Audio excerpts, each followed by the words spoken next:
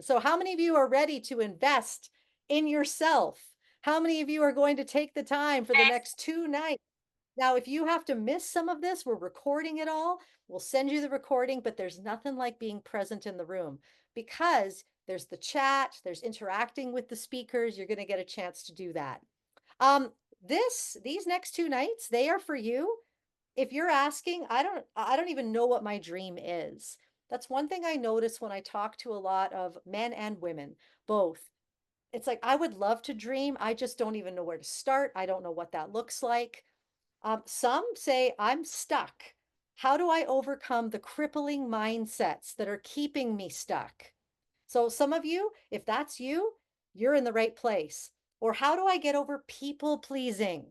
Names, naysayers, people who pull me down and I just want to please them. I don't want to stick out. Or I just don't know how to do this. I don't know where to start.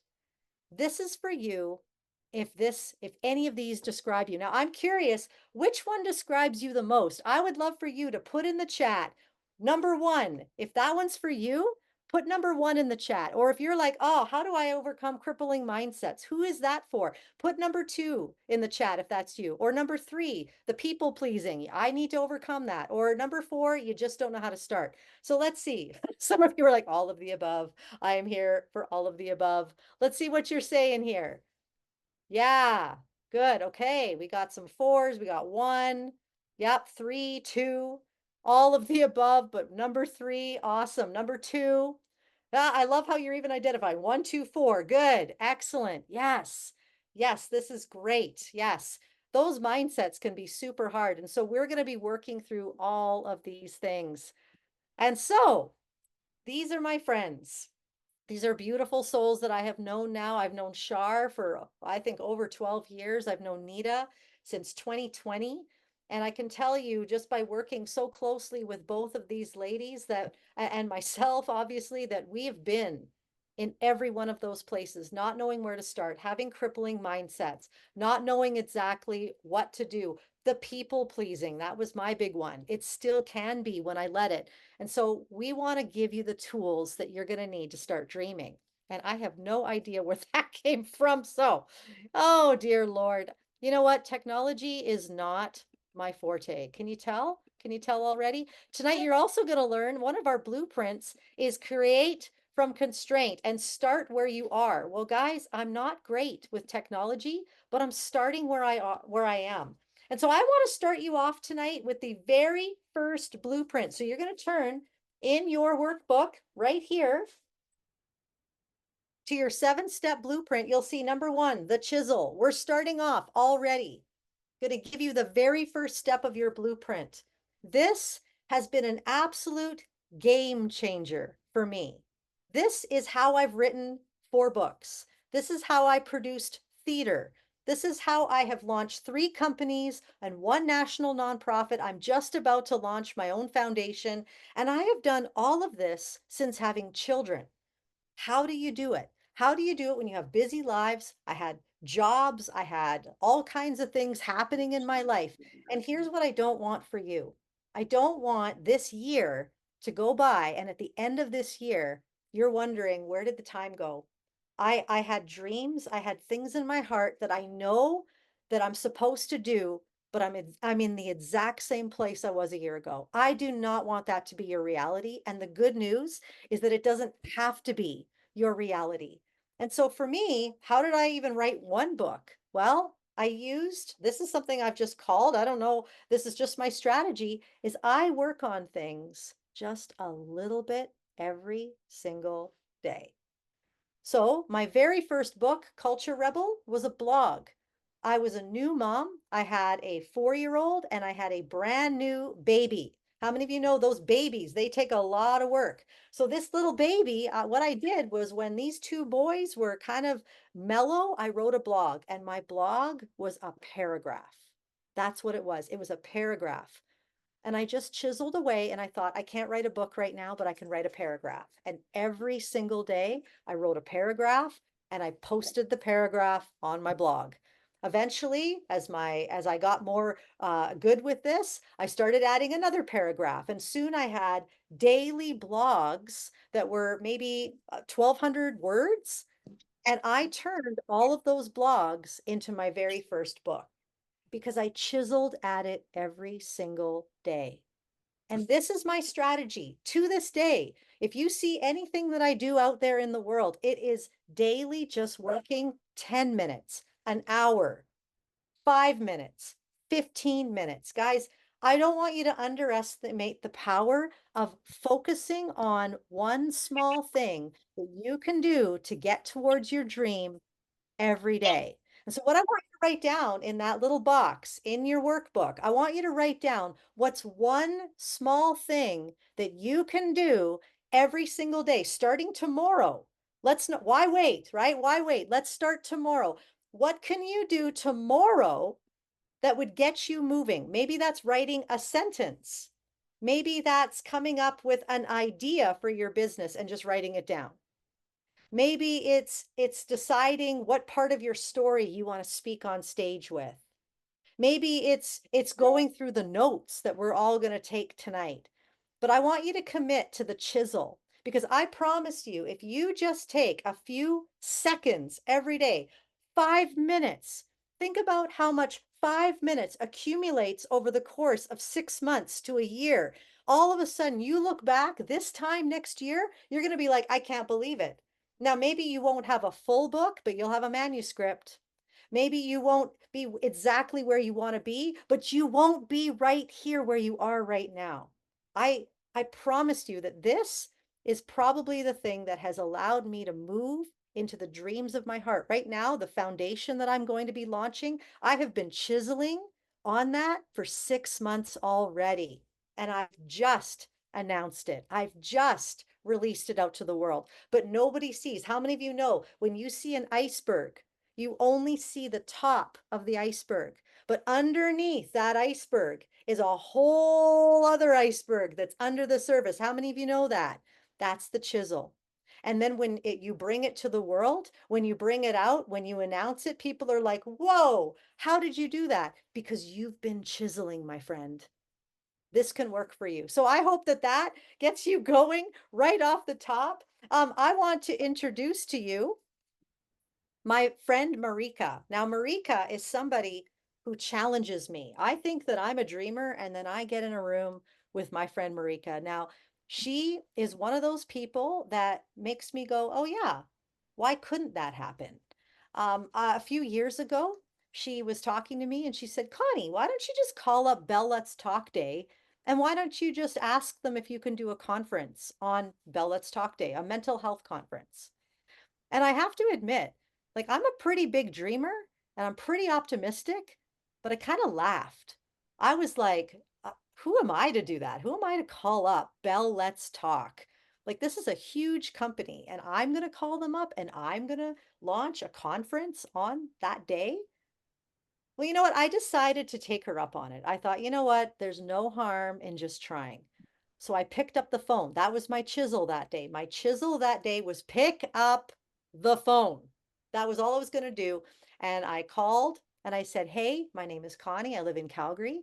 And I would love to do a conference, eventually a nationwide conference on Bell Let's Talk Day that would bring people together. So instead of just online, we get people in the room. A few weeks later, I got a call back and they said, let's do it. And so for 3 years, I did nationwide conferences on Bell Let's Talk Day because my friend Marika said, hey, why don't you do this? And I decided, okay, let's give it a go. So Marika, I want to welcome you here. I give you the floor and I can't wait for these ladies to hear from you. Hey Connie, can you guys hear me?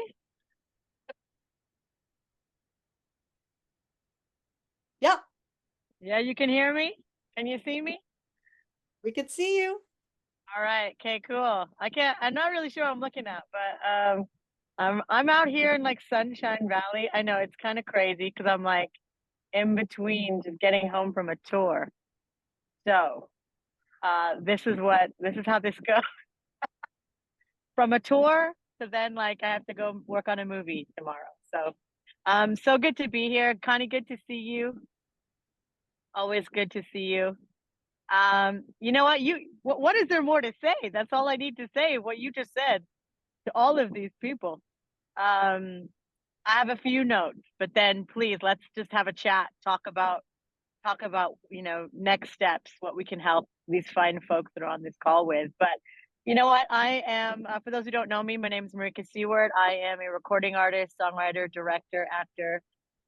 I'm in the middle of it all. Mostly, I'm proud of being a wife and a mom of three now young adults. We all work in film and television and music. And yeah, I've kind of spent my life doing what I dream. And so I love being here. Connie, I love hearing that story. Amazing. So I have a few notes, and actually, amazingly, it has exactly to do with what Connie said, chiseling away. The biggest thing I can say to encourage people to walk in their dreams is to put their dreams in front of them. The way that I do this is every year, my kids and I, it's a family tradition. We make our vision boards every New Year's Eve. And we make it for the next year, the next 3, the next 5 years. But every year, New Year's Eve, this is an amazing tradition. We go buy some magazines, we get some pens, some tape, anything I can find that helps them put their vision of what they want in front of them. And my kids put the cars that they want, some of the houses that they're dreaming about, places they want to visit. My kids put what college they wanted to go to. And honestly, I can tell you from years and years of experience in doing this that I've been able to check off so many things off of those vision boards. Now, if you're a list person, just make a list, but like stick it on your mirror. That every time you're brushing your teeth, when you get up in the morning and when you go to bed, you see that list, and there's something hugely important about putting that vision in front of you. Um, also,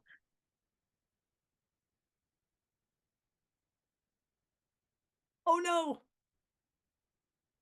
She was about to drop the biggest bomb that would change all of our lives, and I think her thing just went out. Also, here she comes. Gotta love technology, right? I'm back. You guys back? Are you guys there? We're back. You're Okay, back. we're back. We're back. I don't know what happened there. Uh, okay, anyways, okay, so that's the first thing. Put your vision in front of you. The second thing is be intentional about carving out your time. And this is exactly the same the chisel concept that Connie was talking about. Now, I'm a mom of three. I've been a mom of three for 22 years now. And the biggest thing that I've learned is to even if it's 5 minutes a week, that 5 minutes is towards your dream, and you start small. You don't have to be like, I'm taking the whole day and this is for my dream. It's literally 5 minutes a week. And then 5 minutes, maybe twice a week. And then maybe 5 minutes every other day and 5 minutes a day. It's the consistency of just staying on top of it. And you know what? If you don't know your dream yet, it's 5 minutes of going for a walk and listening to your heart. It's 5 minutes of going back to when you were a kid. What was it that you dreamed of as a kid? And then as you went through school or as you went through growing up, people said, no, that's a dumb dream. Don't even think about doing that. Am I the right way, Connie? Just checking my. Okay, It's I'm good. creative. Oh, you are. It's creative. I love it. I love that I'm like in the middle of the mountains on this call right now. Yeah, so what was I saying? Oh yes. Dream, yeah. You know what? When you say, but I don't know what my dream is. I don't necessarily know if you don't know what your dream is. I feel like it's there deep inside. It's going for a walk and really, really digging to what it is that you dream. And I find out that kids have no problem dreaming. You ask a kid what they want to be, they say, I want to be an astronaut, I want to be a fireman, I want to be a pop star, whatever it is. So yeah, I think we need to just listen more, take the time to listen more and seek out the things that we really, really want in life. One thing that I really love to do is make a deadline for something and then work backwards. So one of my dreams was to make a Christmas movie. And yeah, how do I do that? It was a big process, but I had a goal of when I wanted it finished and I worked backwards. And so obviously you don't have to be as big of a dream as that, but even if it's a goal, like, you know what, you want to save for your next typewriter, a typewriter, computer, let's say computer, to write your blog, right? You have a date set. You put it, say it's going to be like whatever, May 2025, and you work backwards. What is it that you're going to put away? How many Starbucks drinks are you going to give up? How many, eating out restaurants are you going to give up to put that money into a pot, into a jar? And I literally have taught my kids, get your jar. My daughter, she wanted to buy a bass guitar. I said, get a jar, put bass guitar on it, and start putting your money in that jar. And watch what happens, and watch your dreams come even faster than you think. A note, just be careful who you share your vision with. There are going to be people that want to support you, encourage you. I guarantee you, in this next 2 days, find your people.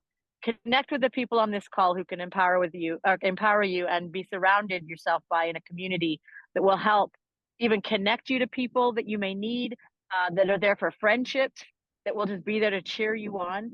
There are going to be amazing people like that. But there's also going to be people that want to bring you down or discourage you in your dream. And honestly, I've lived it, I have seen it, I have believed it, that anything is possible. And so find the people around you that go, yeah, that's absolutely crazy, but I believe you can do it. Yeah, V and King is my people too, Victoria. Yeah, so find your people and keep them close. The other thing I would say is, when you have an idea of what you want to do, study, train, find something that you can do that will allow yourself to be better. You want to be a blogger? Go read some blogs. You want to be a filmmaker? Go watch some films. Go meet other filmmakers in your community. You want to teach? You want to teach how to do pottery? Go to pottery classes. Find people who are already doing it. You want to start a business? Go find business people. And if you can't find any of those people, find some kids and make friends with kids, because you would be surprised how honest they can be and how real they can be when you're in a conversation with them. So I'll leave that at that. I want to share a few examples in my life of just how I've seen things really come to pass. And one of them is right now, this tour that I'm on. I just finished a 5-city tour across BC with my friend Brian Dirksen, who is a Juno award-winning songwriter, recording artist. His songs are sung all over the world. And in Canada, where I am, for all of you, wherever you are, there are not a lot of full-time Black recording artists touring. And Brian and I came together and we're like, that's not actually okay. And so we set out to go, how could we do it? And we've had a lot of bumps and bruises along the way. But the fact that we could collaborate together to see something actually happen that could be financially sustainable is pretty incredible. And now we're actually being asked to talk about some of these things that we're doing to be able to create more opportunities even for marginalized people groups in this country. So as I said, I'm here in Sunshine Valley, stopped on the tour, stopped to do this call, but that is what I wanted to encourage you all with today. Honestly, just start somewhere, do something 5 minutes a day towards your dream and watch it happen. When I first met Connie Jacob years and years ago, we've been friends for a long time now. She had this event called Make Your Dreams Happen. And it was the first project that we got to work on together. And it is so amazing to watch her launch this. And so it's exactly what she said. We are ordinary people seeing extraordinary things happen in our lives. But I am telling you, the extraordinary happens because of the ordinary, everyday chiseling away. Thanks for listening, everyone. Wow, Marika Seward, everyone. Can you see why I love this girl? Do you see why I love her? Marika, wow, that's quite the memory going back to make your dreams happen. That was my very first theater production in, Yeah. wow, that takes me back. And you have inspired me ever since. And I can't wait. I'm going to be going to Marika's concert in Calgary. If you want to come with me, if you're in Calgary, you want to see Brian Dirksen, he's one of my favorites. If you want to come check it out, let me know and we'll go together. We'll bring a posse for you, Marika. And if Yeah, you're in a absolutely.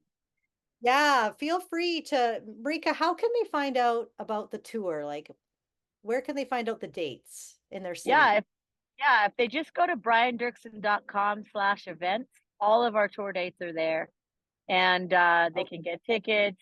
You know what? If anybody if anybody wants to come actually from this group, I can actually make a discount code happen for you, Connie. So if anyone wants to come, I would love to see people there. I'd love to connect. We'll do like a VIP with our dream launch group before the show, or something like that. So please let me know, and we'll get that out to you, because I would love to.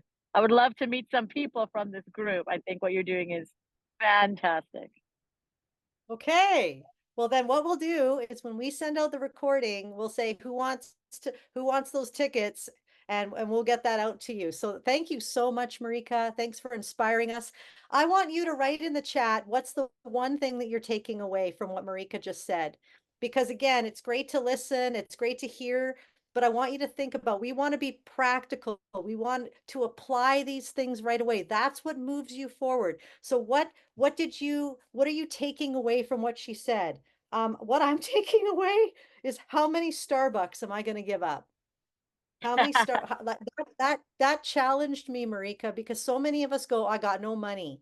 But That's what we've right. got is we have a value problem. I value my Starbucks more than I value my dream. So I'll have no problem pulling out my Visa for that, but I won't pull out my Visa to like go and buy a bass guitar, save up my money and get that. So that was good. That was good. Thank you. Thank you. It's true though. It's like the number one thing, right? Like I don't have the money to do it. I'm like, yeah, how many times did you go to Starbucks this week? Tell me, people. That's right. That's right.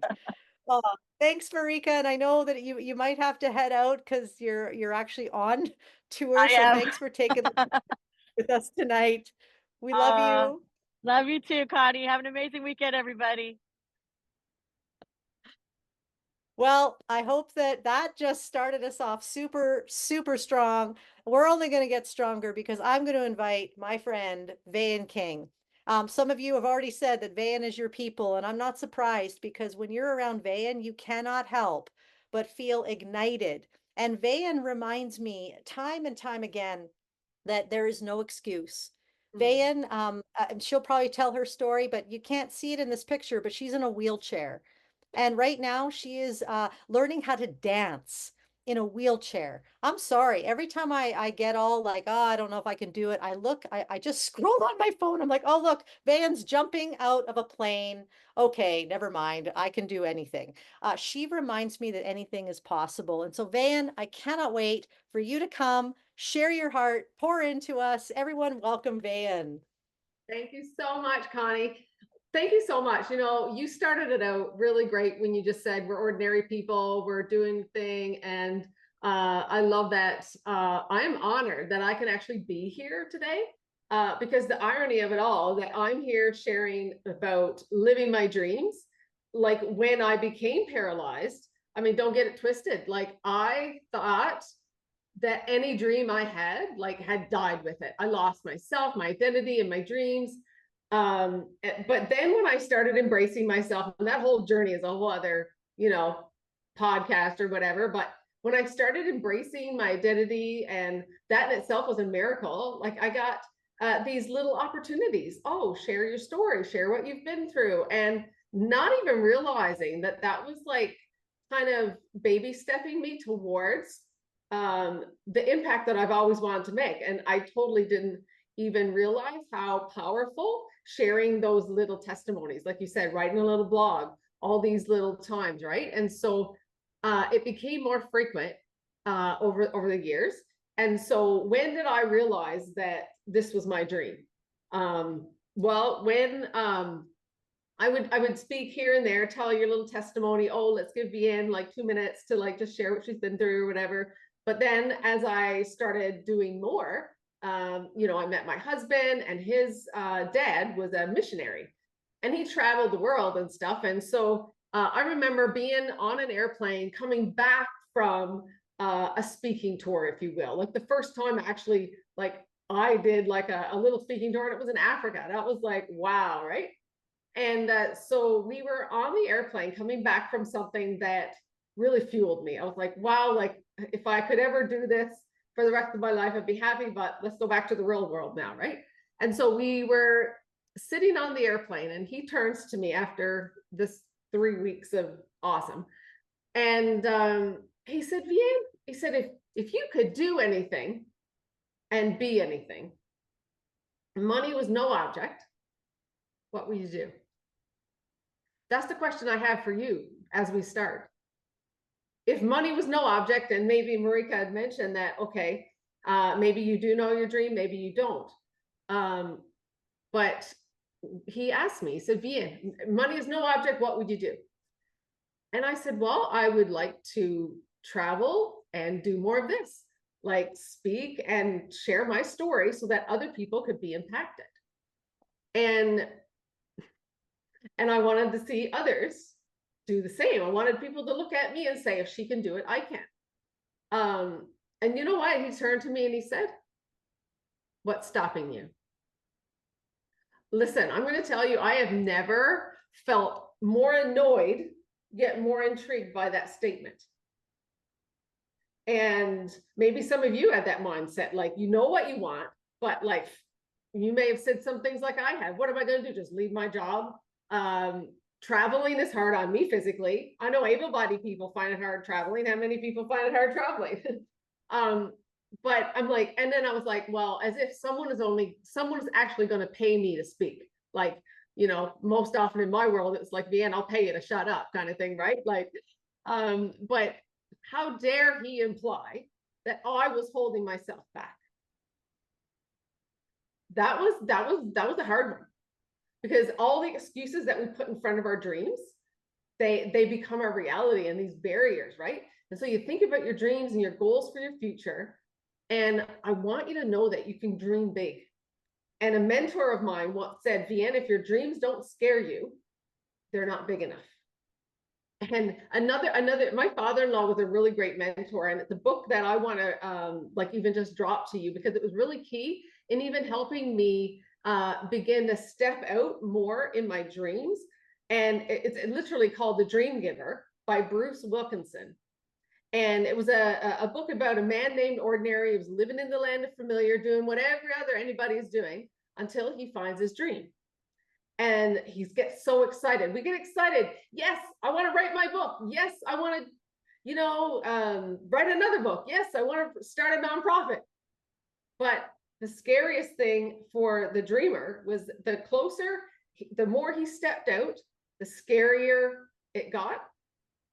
And he looked around and things were not familiar anymore, and he got very uncomfortable. And the book was all about blockages and things that come in your way. And that has been my journey. You want to talk about the baby steps, the little yeses? When I decided to write my first book, you might think, oh, wow, that's so cool to, you know, courageous, you know, you're going to write your book. Do you know it took me 3 months to actually start doing something? Because I was terrified. I thought about all the reasons why I can't write. You know, I don't have good English. No one's going to want to, who's going to read my story? And will people judge me when they actually hear my story? And so I was thinking about all these reasons why I wasn't good enough, and I was holding myself back. And you think about your dreams and your goals, you need to be okay with being uncomfortable. And I want to just tell you a few things about my journey that I hope will help you step out to pursue your dreams. Because you know what? I think if you, there's this growing process, and there's the awkward process of the growth, and even just the verbiage of like, I'm pursuing my dreams. You'll look around and you'll see other people wanting to quit and give up on their dreams. So surrounding yourself with people who believe in you, like Connie is my girl. And I could talk for a very long time about how this woman has empowered me. And I will stop and say that Hope conference that she talked about. So she said she was terrified at the thought of approaching Bell Let's Talk. And I was like, oh, great, Connie's asked me to speak at this event. That's great. But when she asked me to MC and host, listen, I'm not even kidding you. When I tried to make that event cancel, like I was looking for any excuse, like, no, this is too big, this is too much. And like, I felt so small. Like, I'm not a mental health professional. Who am I doing this? And Connie was like, speaking, Vahen, you were made for this. Like, your courage is being attacked, and like, when I stepped up and I embraced it and realized I deserve to be here, after that conference was over, I was like, I realized that I had all of these mental health care professionals, all the speakers and everybody that we pulled together for that day. I was leading them. And I'm like, how did I get here? Because I believed in myself. And I want to tell you that if you don't do the hard work internally, for me anyway, you won't actually be strong enough to stand and carry your dreams. And so being able to, I always said that I never wanted any platform to outgrow my character. And so the hardest thing, the most challenging thing about pursuing my dreams is actually doing the hard work to pursue my dreams. You know, and people say, oh, I want more. I want more. I want to go farther. I want to write books. I want to do this. But you mean I actually got to carve out time to write? You mean I actually got to say no more often? You mean people pleasing is actually an obstacle towards my dream? Yes, yes, and yes. Besides the physical challenges in my life, like you have to be really good at pivoting. I would say that's been a big challenge. Pivoting, like each platform that grows, you have to actually be stronger to stand there and dealing with the self-doubt and insecurities. And if you don't dig that out when you're building your foundation, it's still going to be there and you're going to have to come back and start digging. And so I was just like, man, I need to work on me. And this journey, the pursuit of my dream, I would say it's the most beautiful yet ugly, most terrifying, but most incredible thing that I've ever been through. And the thing about living my dream, it's living my dream. People think that, oh, you've won Miss Wheelchair Canada, you're on Dancing with the Stars, you've written 2 books, and I could keep going. But can I tell you, those accomplishments are great. But what I have experienced, my biggest dream, what I'm living right now, is not all those things. The thing that I'm most proud of in my dream is the person I've become, the person I'm proud of to be there. Because you can accomplish all those things. You can even wish for those things and get them tomorrow. But if you don't love yourself, not look for people to validate you, you will arrive at your goals and your dreams and feel empty inside. I remember I read a quote once by Jim Carrey, and he said, I hope that everyone can get rich, have all their dreams come true, and realize that it's not the answer. I've always said that. I never wanted, like I said, never wanted my platform to outgrow my character. And today, I'm proud of who I am. And I think that that is better than any accomplishment that I could ever achieve. And someone actually said to me, you know, or not to me, but I saw a podcast once, and the speaker said, you know, the higher you want to build, the deeper you have to dig the foundation. Living your dream, ladies, is not a destination to be won. I want to tell you to get comfortable with being uncomfortable. Doing the hard work, yeah, it's hard work, but you know, unfortunately, it doesn't get any easier. But you guys can all finish this. It's written in your handout, but you do get stronger. So don't skip any step of growth along the way, because I promise you, you won't have the endurance to carry it out and live your dream. Never forget that you are stronger than you think. You know, having people in your corner is great. And listen, I am here today in part because of Toni. And I'm not even trying to be, you know, winning brownie points, even though I know I am. But she has been like someone that's championed me. And that is something that we as ladies especially need to learn to champion each other in our dreams. Please do not compare your beginnings with even my successes. Because like we all have to go through the process. And it's still hard work to keep maintaining it. And so having great people in your life is great, but never seek their validation or you'll never feel enough. or you'll never achieve enough. Nothing will satisfy that. So let's learn to champion each other. And all of my journey of what I have been through, like the things that I'm most proud of is who I am. And as a result, like my mental health course that I launched this last year, actually September would be a year. And Connie was a part of that. And it was such an honor to have her in the space. And I'm actually running another course in October. I can drop the link in the description after if you want, but just follow me on social. It's in my Instagram link tree or whatever, but I unpack 6 empowering mindsets. And I'm just going to tell you the 6 of them now, the empowering mindsets that are like the operating system of our brain that keeps us going. It's the empowering mindset that I love myself. That's going to help sustain you in your dream.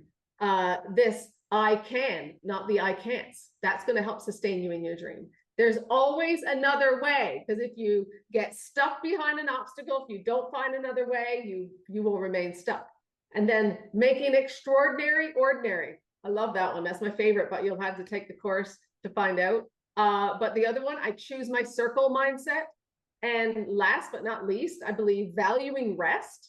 Learning to rest in the grind of it all is what's going to also sustain you. And I'm going to close with this. I'm going to ask you this question. So anybody know what the most valuable land in the world is? Anybody? Well, I won't keep you guessing. And if you're putting it in the chat, I apologize. I'm not seeing the chat right now, but it's the graveyard. The most valuable land in the world is graveyard. Because why? Because along with all those people who are buried, there are unfulfilled dreams, unwritten books, masterpieces not created, trips never taken, ventures not started, relationships not reconciled. That is the most valuable land in the world.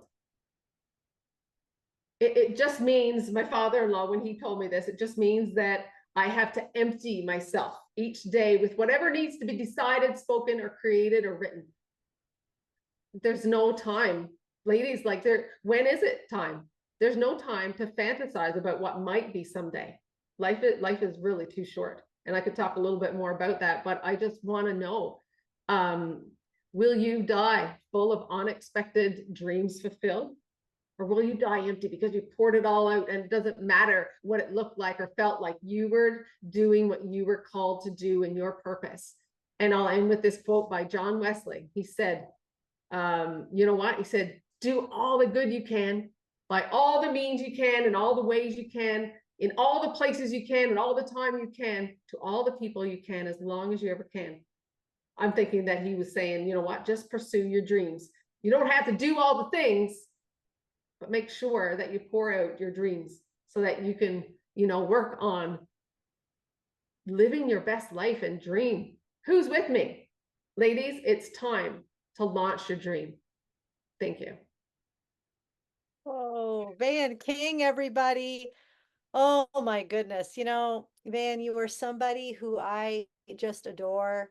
Again, I just value your friendship. You challenge me. Everything that you said. I want you to write in the chat, what are you taking away from Van? These are gold nuggets, my friend. Boy, I wrote down a couple that what I'm most proud of is who I've become. That hit me hard. The idea I've never want a platform to outgrow my character. We don't hear that in our world. We hear, how are you gonna make 7 figures in a business?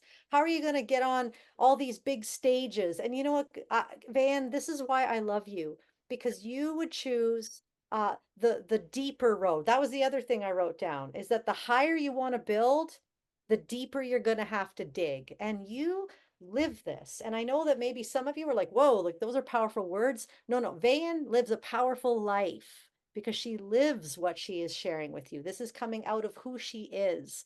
And that's the key to dreaming. This is what I get from your life, Van, is that it's not about what I produce, it's about who I am, and what I produce comes out of that. And so I just want to say, thank you for being here. Thanks for investing in these women who are here in the Zoom room and who will get the recording. You're an absolute gem. Can we just give her another round? Thank you, Connie. And please put that link in the chat. Yes. Yeah. Awesome. Thank you, Vahen. If you want to stick around, you can. If you have to go.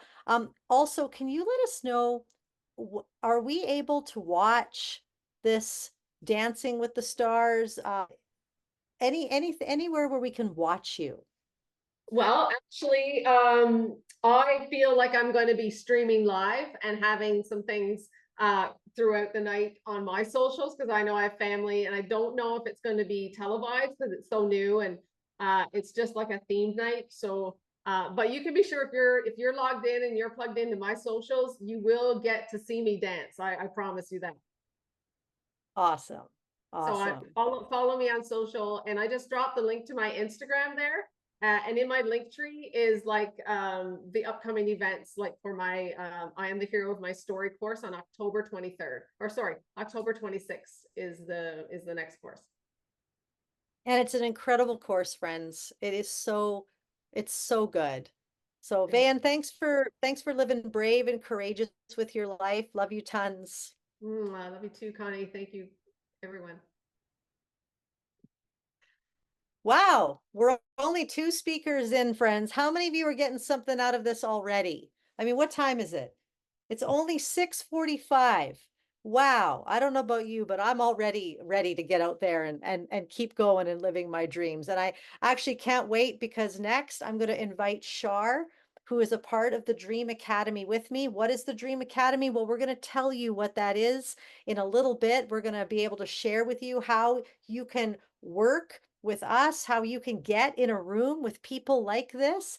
But Char is someone that I have worked with for over 12 years. She is a dear friend, and she has a powerful message. And so I can't wait for you to hear from Char. Char, take it away. Hey, Connie, thanks. Hi, everyone. Just want to say a special thanks to Van. That was, it just hit me when you talked about the digging deeper. And so that really transfers well into what I'd like to share this evening. And we're going to go dig for treasures. Who's with me? We're going to get, well, we've got so many treasures from Marika and Van already. We're going to keep going. This time we are going to find it in the dirt. We are literally going dirt diving. So get ready. It might get messy, but it's going to be worth it. I'd like to invite you all into an experience that I had about how I began to dream again.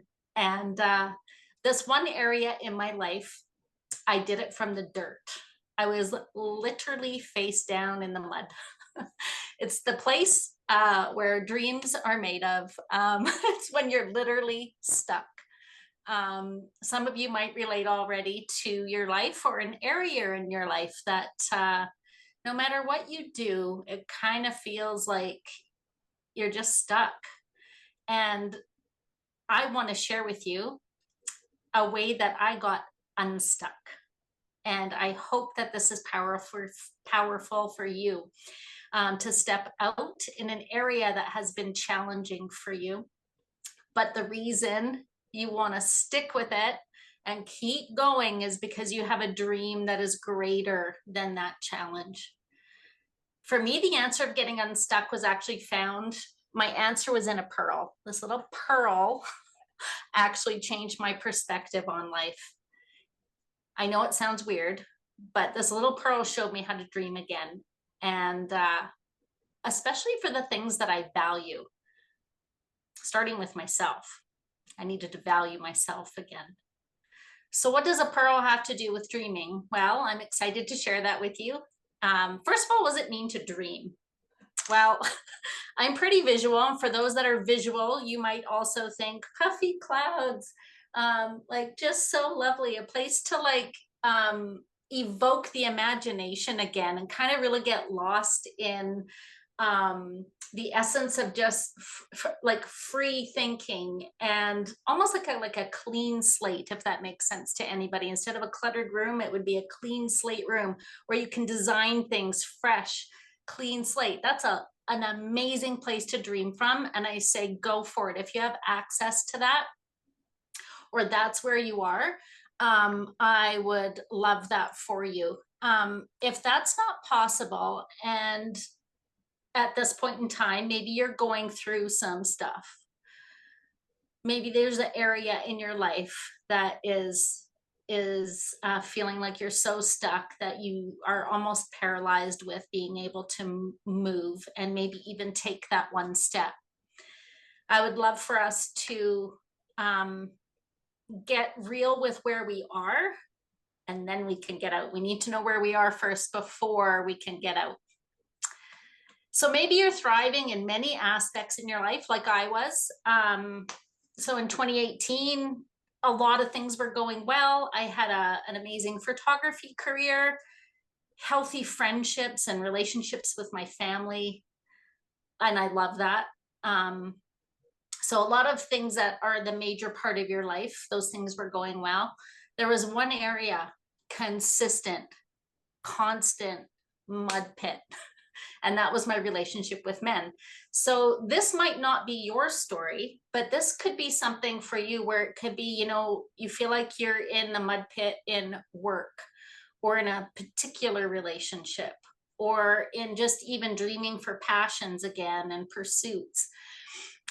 So if any of those ring true for you, stick with me and have that in mind as we navigate this journey together.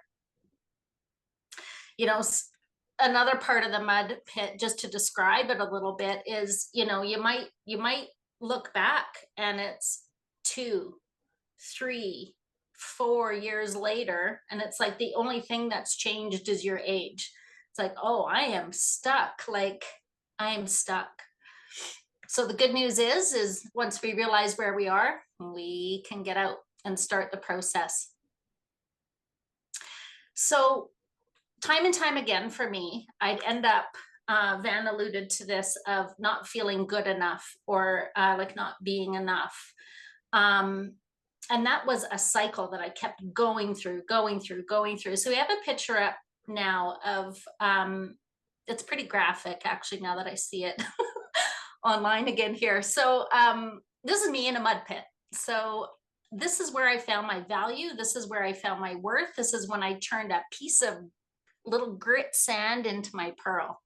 So it doesn't look pretty. It doesn't look nice, but it's the place that I was able to dream from. So I hope this resonates for some of you in the way that there is hope. There is hope. Do you know how a pearl is formed? A pearl is formed when a piece of grit or sand gets into an oyster or a clam. It is uninvited and unwanted.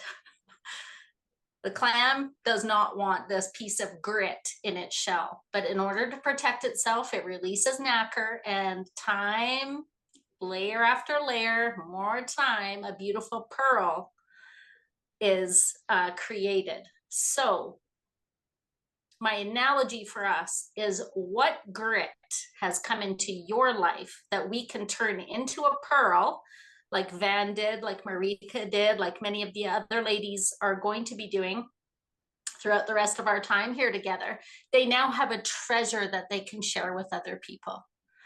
So when you first find yourself here, again, not pretty, I'm going to give you an acronym. So dreaming from the dirt, I've done it, I've been there, I got the t-shirt. Okay, so like I'm speaking from truth, I'm dreaming from the dirt. I'd love for you to write down, if you have access to writing anything down, is dirt, and write it like D-I-R-T. D stands for dreaming. I stands for involves. R stands for redesigning. T stands for thoughts. So this is in tune with what Van was just saying. It's about our mental conversations with ourselves. Dreaming involves redesigning thoughts. So let's unpack this. What does it mean to dream from the dirt? It's just the place where you feel discontent, irritated, frustrated, or just like straight up you've had enough. So we've talked about the first photo, like, you know, when I was there, I just had this revelation today. When I was there, I was actually cold. I was down, if anybody lives in Calgary, I was just by Fish Creek. Yeah, Fish Creek. literally in mud and who knows what else what, and it was cool-ish. So I was actually really cold and I was lying in the mud, and we had to get the shot. I was probably in there for about 20 minutes and we still hadn't gotten it. And I was like, okay, the photographer said, do you want to get out and then go back in? And I was like, no, I'd rather stay in the discomfort. Like, sometimes it's easier just to stay in the mess than it is to get out and try again, even if the getting out means, you know, you might go back in. So just bear that in mind as we go through this. Sometimes we do that in life. It's just so scary to think of getting out, or so uncomfortable to get out, that we'd rather just stay in something. I encourage you not to. So the one thing that changed me, the quote that came to me was, do not cast your pearls before swine, lest they might turn on you and trample you. Sounds horrible. I'm not calling anyone pigs at all. It's just the quote.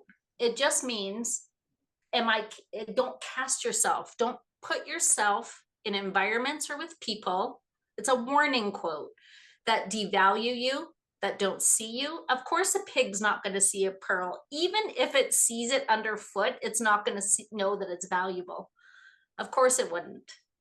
So was I in environments and with people that didn't see my worth? So time and time again, I would find myself there. And what I realized was, well, unfortunately, I was the common denominator. But fortunately, I was the common denominator. They kept showing me over and over again, I'm not worth investing in. I'm not worth their time. I'm not worth investing in. I'm not enough. The problem was, I began to believe it. So then I was operating from that place of unbelief in myself. So here's a quote. How people treat me is a reflection of how they see me. How I allow them to treat me is a reflection of how I see myself. So I'm not saying everybody needs to respect me. I'm not saying everybody needs to like me, or even want to be with me. All I'm saying is I have complete control over how I get treated. And so all that needed to change was my mindset around that. Can anybody relate so far to any of this? Just doing a quick check-in. Dreaming from the pit, dreaming from the mud. Is this a place where some of us have been? So the next photo is me deciding, actually, okay, now I'm gonna get up. Sorry, the one behind there, Connie, my apologies. The one on the left there, it's like, yeah, I'm in the mud. I see that I'm here, but my answers are not in the mud. My answers are when I look up. I need a different perspective. That was me going, oh, I get treated unfairly. No one wants to invest in me. And then the switch to look up was, I need to have a loftier thought of myself. So the switch I made was from I'm not worth it to I am invaluable. I actually believe I'm invaluable. I believe that. And I believe that about you. I believe every life is invaluable. It is valuable beyond measure. So that's a bit of a different way to look at this. So the next photo is, oh, I've stood up. Sorry, it's still on that same page. Back one. And here I am, and you can see I'm looking back. Okay, I've decided to stand. I've got this new way of thinking. I'm standing in it. I'm believing for it. But sometimes we look back. I will urge you, when you've made that connection with the new thought, I am urging you to only look back, to remember what you're bringing with you. What are the treasures you can bring? What is your pearl you're bringing into your present? And that you're going to take with you into your dream, into your purpose, into your next steps. We don't want to bring baggage. We don't want to bring unsolved messiness, right? We only want to bring the treasures. You know, the people that will be sharing they're coming from a place of resolution. They've been redeemed from the pit. You know, they've found their way up. They're standing in it now. So we want to come from that place. I love that. Okay, so now we can go to the next slide. Sorry about that. Excellent. And here we are then washing off. Okay, so sometimes this takes that 21 days, 21 days to change a habit. I've thought for 10 years that I'm not valuable. So it's going to take a little bit to get that rewired into my brain. So that's just showing, okay, we need to wash that off. We need to be aware of our thinking. Don't let that stick on me. Wash off the old thoughts. Wash off the patterns and the voices that held me back. I am dreaming for marriage still. So my marriage did end prior to these photos being taken. And then I had a history of 10 years of just really poor choices. Number one choice being poor was how I chose to see myself. So it is from this place that we can retrain our thinking. And I suggest you doing that in the area that you're believing for, the area that you're dreaming for. What is your new statement? And the last photo coming up here is being able to step into the dream with the redesigned thought. So I'm doing that with freedom. I'm doing that with joy. I have full anticipation and expectation that one day that will come to pass. Today, I'm not married yet. I believe for it. I believe for it. Now, a couple of things happen along the way. You never know when one thought is going to change the trajectory of something else. Both ladies have spoken about that, like that one thing, but other things in their lives changed as a result of it. So in 2018, I shared these images and my story, just a snippet on Facebook. I was encouraged to do that. Well, I got a call from a dance company and they asked if they could use my story for their next season. I got to impart and impact youth dancers with the story of knowing their value. So we presented it in such a way that, a younger mind would be able to digest some of this. And so that was beautiful. And because I did that, so I'm just encouraging you to share those snippets, share that one thing, share that one blog post, share that one photo, share that one thought. So that happened. And then I shared the story with a friend that I met a couple of years ago. We fast forward. I shared the images with her. And well, for my birthday 2 years ago, she wrote me a song. She's a musician, and it was called Eleanor. And Eleanor, I have a company called One Pearl Productions, and she named the one pearl Eleanor. And it was just like, Eleanor is precious. She's finders of treasures. She's a light in the dark. And it's just such a beautiful song. And after she shared that with me, I was like, well, I could see Eleanor come to life. She just looks like a little pearl with eyelashes and shoes. Well, an hour later, I get a rendering of this little Eleanor that she created. This lady's so creative. And then I'm like, well, she needs to come to life. Well, we are 1 year into creating a children's animated series for preschoolers on understanding their value. And within that, we get to teach something that I thought would never come to pass for me. I've had a dream. I've had something, wasn't necessarily would have described it as a dream, but I had something on my heart, which was to impact preschoolers with emotional and social wellness, emotional and social intelligence, connection and attunement, curiosity and joy. Well, when this Eleanor came to life, and that's been on my heart for 18 years because my son struggled in school, but he has a high degree of emotional intelligence.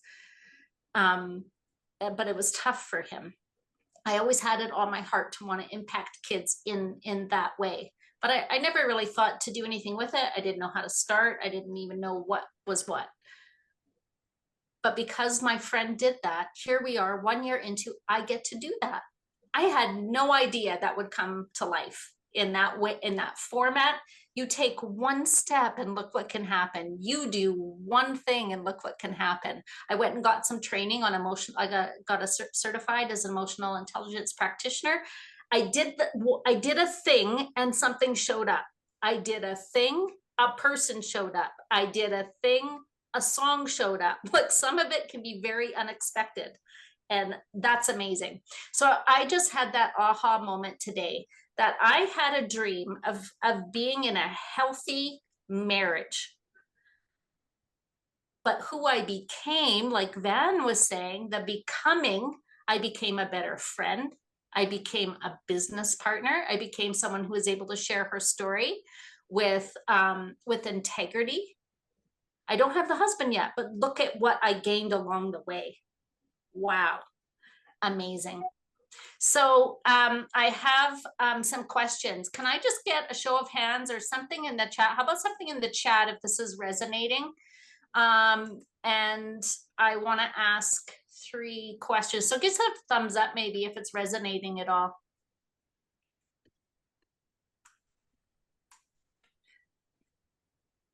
Awesome. I have 3 questions for you. Nita's gonna toss the questions in the link. And Connie, how are we doing for time? I pressed start on my thing, but my phone turned off. Go for it, Char. Okay, I'd love for us to take some time. Do we have time for them to take time right now to look at these questions? Yep. Yeah. Yep. 3 minutes, 5 minutes? 5 minutes at the max, sure. 5 minutes. Okay, question number 1, and it'll be in the chat. Is there an area in your life you feel like you're in the dirt? So to describe that would be a consistent, constant complaint you have about something not working out.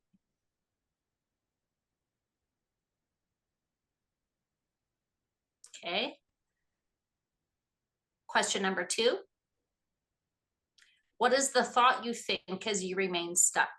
So as you remember, mine was, I'm not enough. I'm not worth investing in. That was my stuck thought.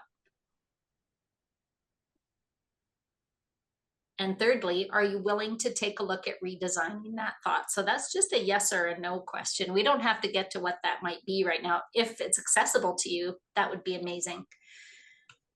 So let's just take some time. It'll come up in the chat here. But again, is there an area in your life you feel like you're in the dirt? Consistent complaint about something not working out. Number 2, what is the thought you think as you remain stuck? And 3, are you willing to take a look at redesigning that thought? And we'll welcome you back in about 4 minutes.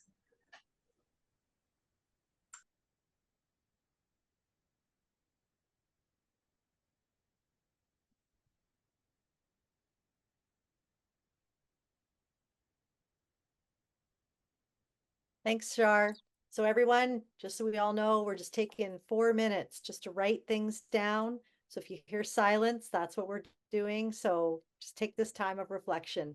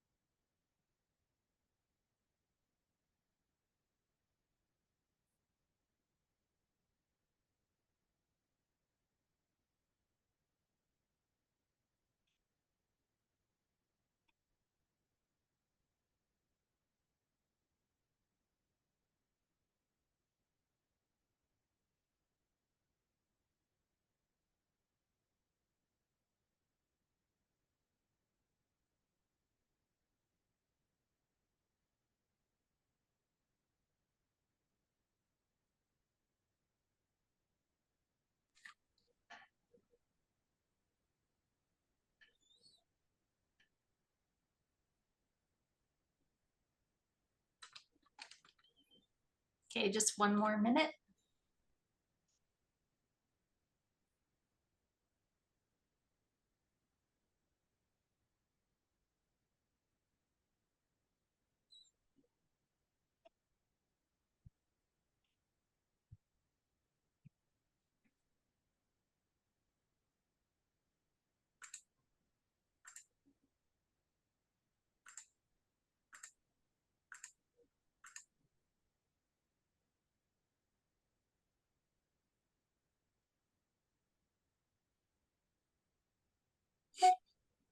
Okay, well, welcome back, everyone. I hope that that was something that was useful. It may be something to go back to as well as you go on that walk that Marika was talking about. Maybe some of these things might be available to you.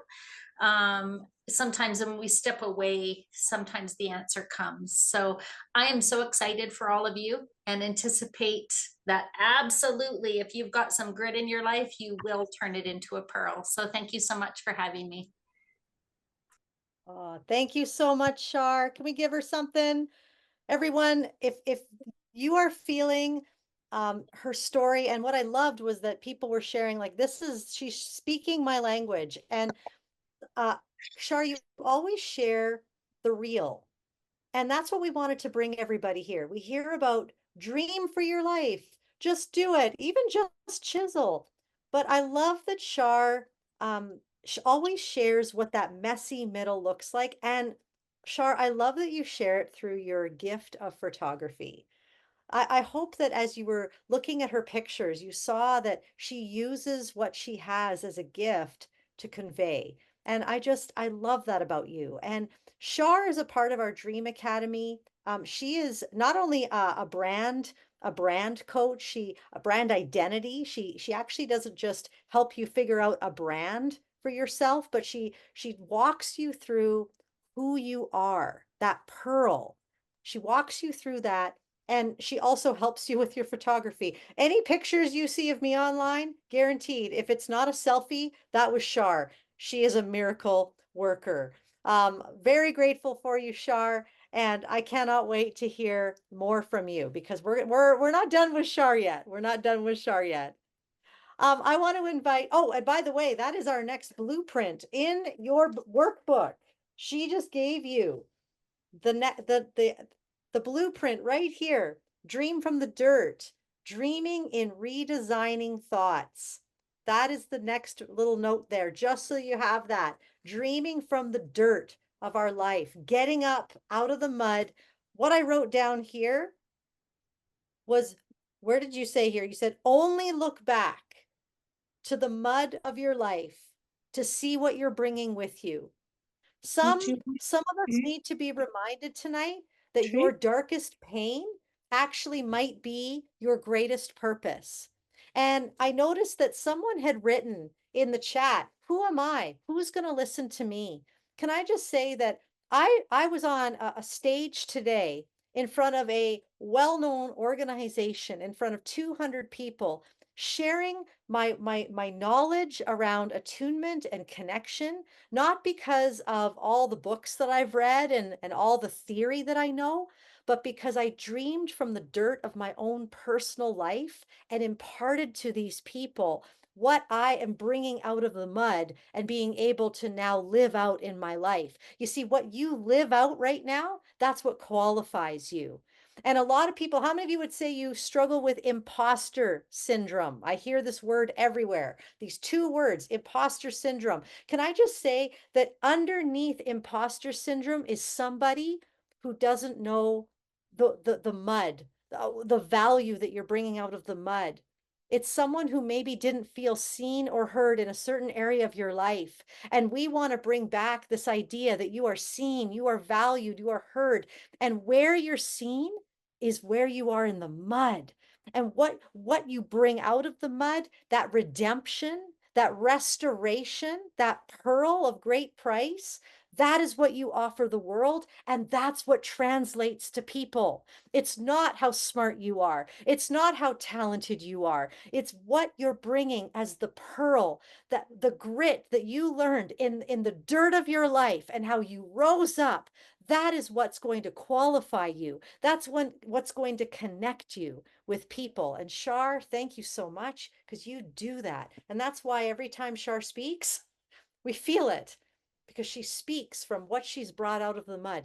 You have gifts and pearls that you've brought out of the mud. So thank you, Char. Thank you so much. We are going to move on to, wow, this just gets even better and better. I want to introduce you to two amazing people. I want to introduce you to my coach.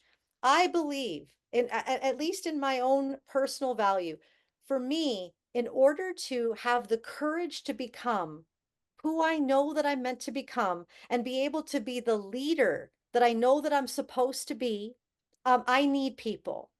And Dietrich, for the last at least half a year, has been somebody who has spoken into my life. How many of you know that in order for you to move forward in your life, you can't just sit around and wait for people to come to you? You need to seek out good counsel. We need to be seekers of people who will sharpen us. And I'll tell you, Dietrich has sharpened me in ways that I can't even describe.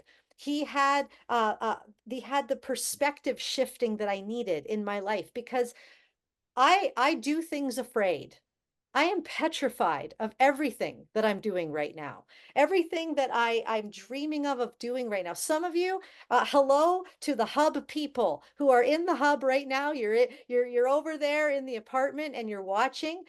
When I first thought about doing things in my own community, launching community dance classes, I was petrified. What was I scared of?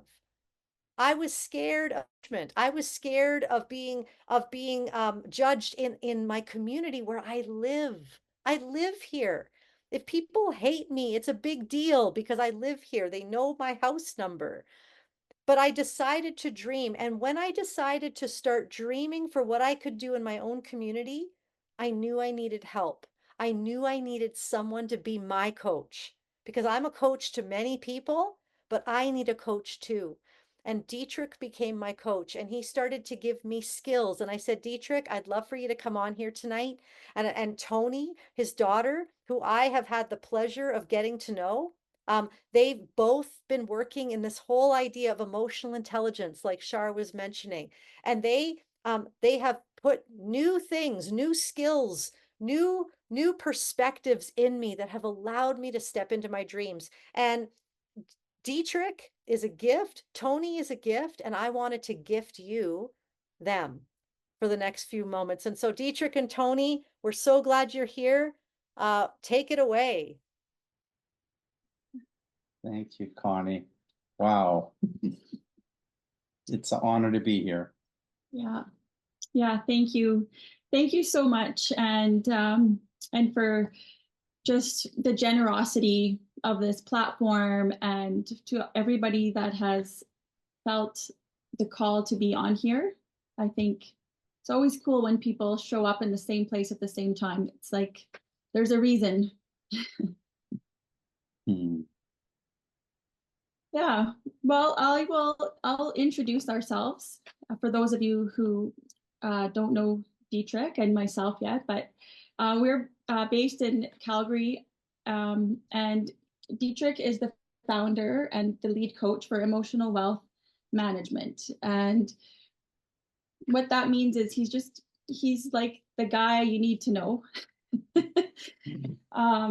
It's always hard to describe what he does, but what's easier to describe is how he has transformed people. And I think there's just numerous stories, and how I fall into this is that this is part of me stepping into a new dream, and it's to work together. And it's been happening very naturally over the last few years. I've often been in the background, and now I've been taking steps in more of a present role out there a little bit more and more. And I think today, what we can share and what we can teach this group is how emotional intelligence can help you through the blocks and the challenges in whatever business and whatever dream you're moving towards. And my background is I've been a a real estate agent for 15 years this fall, which is, it seems like a very long time. And in those 15 years, I have had to stretch myself. I've had to shift my perspective. I've had to learn, unlearn. I've had to grow, and I've had a coach alongside me. And it's been, I'm very blessed to have my dad as my coach and my mentor. And it only makes sense that I'm kind of following in his footsteps. Yeah, did you want to chime in at all, or?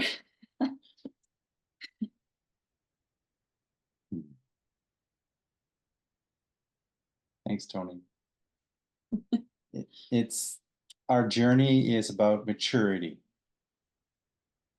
and joy in the brain, and much of the work that we do is emotional intelligence and the neuroscience of transformation. So joy in the brain is transferred intergenerationally. Jot that down. So of course, when there's a baby that's born, there's the mother, the father, and the generations all celebrate at the same time. And that creates an intergenerational joy flow. And and when we work together intergenerationally, it opens up joy very naturally. And joy is the strongest emotion in the brain. And it neutralizes all negativity. And so when you have joy, your capacity to mature increases. And maturity is about our ability to handle complexity and to develop capacity. And so the quickest way to mature is joy. Right, Connie? That's right. And Connie is a joy bomb. Yeah. On steroids, a dancing joy bomb. We love you. And so joy is part, and dancing and play is our natural human state. It's very natural, automatic for all of us. And it's easy because we all do it together in our own way. And play is unlimited for us. And play activates capacity. And so when we play together, we all are smarter. And the brain is 31% smarter when you are in a room full of funny people. You just bring one funny person in a room, and Toni's very funny. The whole room is elevated through humor. So one of the fastest ways to get unstuck is have a good laugh and playing. So who you play with is who the people are that elevate you in your world and increases your capacity to be yourself. So when you got into real estate, you had to learn how to play. And you would come and say, hey, I'm dealing with this type of situation, this type of negotiation. And that's where emotional intelligence came in. And we made it very playful. It protected us from judging or blaming or whining or complaining. So play is a very important part of emotionally intelligent people. So in my journey, and I'll share a little bit of my experience, and speaking to those of you that are thinking about starting a new dream, taking steps in a new direction, whether it's something that's been a seed in your heart for a long time, or you've already taken that leap and you're already well on your way. I think we're always in different stages, and we're always evolving, especially if you're one to really, you're in the mindset of growth and personal development, which, everybody here is. And so I'll share, some of the things that I guess allowed me to push through. And I came up with a simple acronym for the word dream. So for D, I put dare. And I had to make a decision when I became a realtor. I was not 10 months pregnant. My son was 10 months old when I decided to start real estate. I was pregnant when I took the course. I waited until he was 10 months before I actually started training and picked a brokerage and started. And I was and then shortly after that, I went through a separation, and the majority of these 15 years, I have been a single mom, and I had one motto when I started it. I only had one option. It was sink or swim. That was it. This real estate was something I think I always wanted to get into since I was young. And so I believe that I was very daring and courageous because I took a chance to believe in myself. And the quality that I continue to cultivate is just being courageous and believing in myself, because at times it is very easy to think about other ways to make a living, other ways to make life simple and easier, when it's exhausting, when there's the unknown, when there's the fear, the imposter syndrome. I mean, that's a daily conversation in my head. So I guess I want to encourage anybody that's in their dream and moving towards, just, I dare you to believe in yourself, and I dare you to take that first step. Sometimes you just have to turn the brain off and don't think, and just take the plunge, and make that call.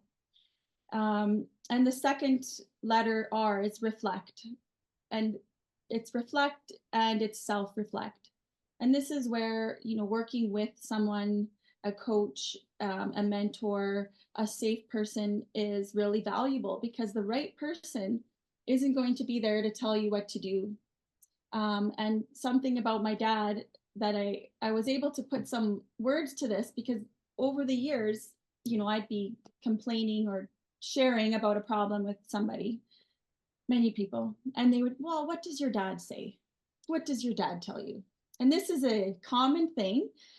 And I started to realize he doesn't actually tell me. And I was like, he doesn't tell me what to do. He doesn't give me advice, but he shows up for me and he listens. And in his listening and his questions, that is how I've been able to learn to self-reflect. So thank you. You're welcome, Toni. Yeah, our greatest need is to be heard and to be listened to. Mm-hmm. And we don't need a good talking to, we need a good listening to. And so being listened to allowed you to meet yourself and hear yourself. Yeah. And that meeting of self is a treasure. It's like a wellspring of life inside of you. Mm-hmm. And it doesn't stop just in the listening moment. After you leave a good listener, your brain keeps that conversation going internally. It's not a one and done. It's a flow. Mm-hmm. And so you're learning to listen from a place of being listened to. If you're not listened to, mm-hmm. then you don't tend to listen to others. Yeah. Yeah, but when you're listened to, then you actually end up becoming a better listener to other people. And one of my good friends, she said to me, Dietrich, would you talk more? I said, what? Yeah, would you talk more? Like, you're a really good listener, but I need you to say something too. And I said, well, I'm confused. She says, no, when you talk, it balances the listening. So I had to learn to be more of a contributor in the listening. and I thought, oh yeah, I probably should step in and say some things. And so I've done a little more talking since, but I needed someone to let me know to say more. And some reflection, yeah. And so it's a journey. So yeah, it's always a privilege to listen to you, Toni. Mm-hmm. And you get to meet yourself. Yeah. And in experiencing that, and it's allowed me to really want to learn how to be a good listener, listen to myself, acknowledge what I'm feeling, acknowledge my needs, because even in a transaction, it doesn't matter what your business is. I'm actually in that transaction. It may not be my exchange, but I have my own chatter, my own triggers. And if I'm not able to clear some of that, or listen and calm some of that down, regulate myself, that negotiation, that transaction and relationship isn't going to go as far as it could because I'm not able to show up in my full and be present. And, communication is so much of communication is nonverbal, and it's our energy, and people feel something before we even start talking. When someone, especially women, we can pick things up very quickly. So when I'm distracted and I'm not able to be present inside first, it makes it a lot more challenging for me to build those connections that I need, right? To build trust with my clients. So learning to self-reflect, and that's where, that's a one topic that you could go down the rabbit hole and learn about. So I encourage you to explore what does self-reflection look like. The next letter is E, envision. And early on, took me 6 months to get my first sale.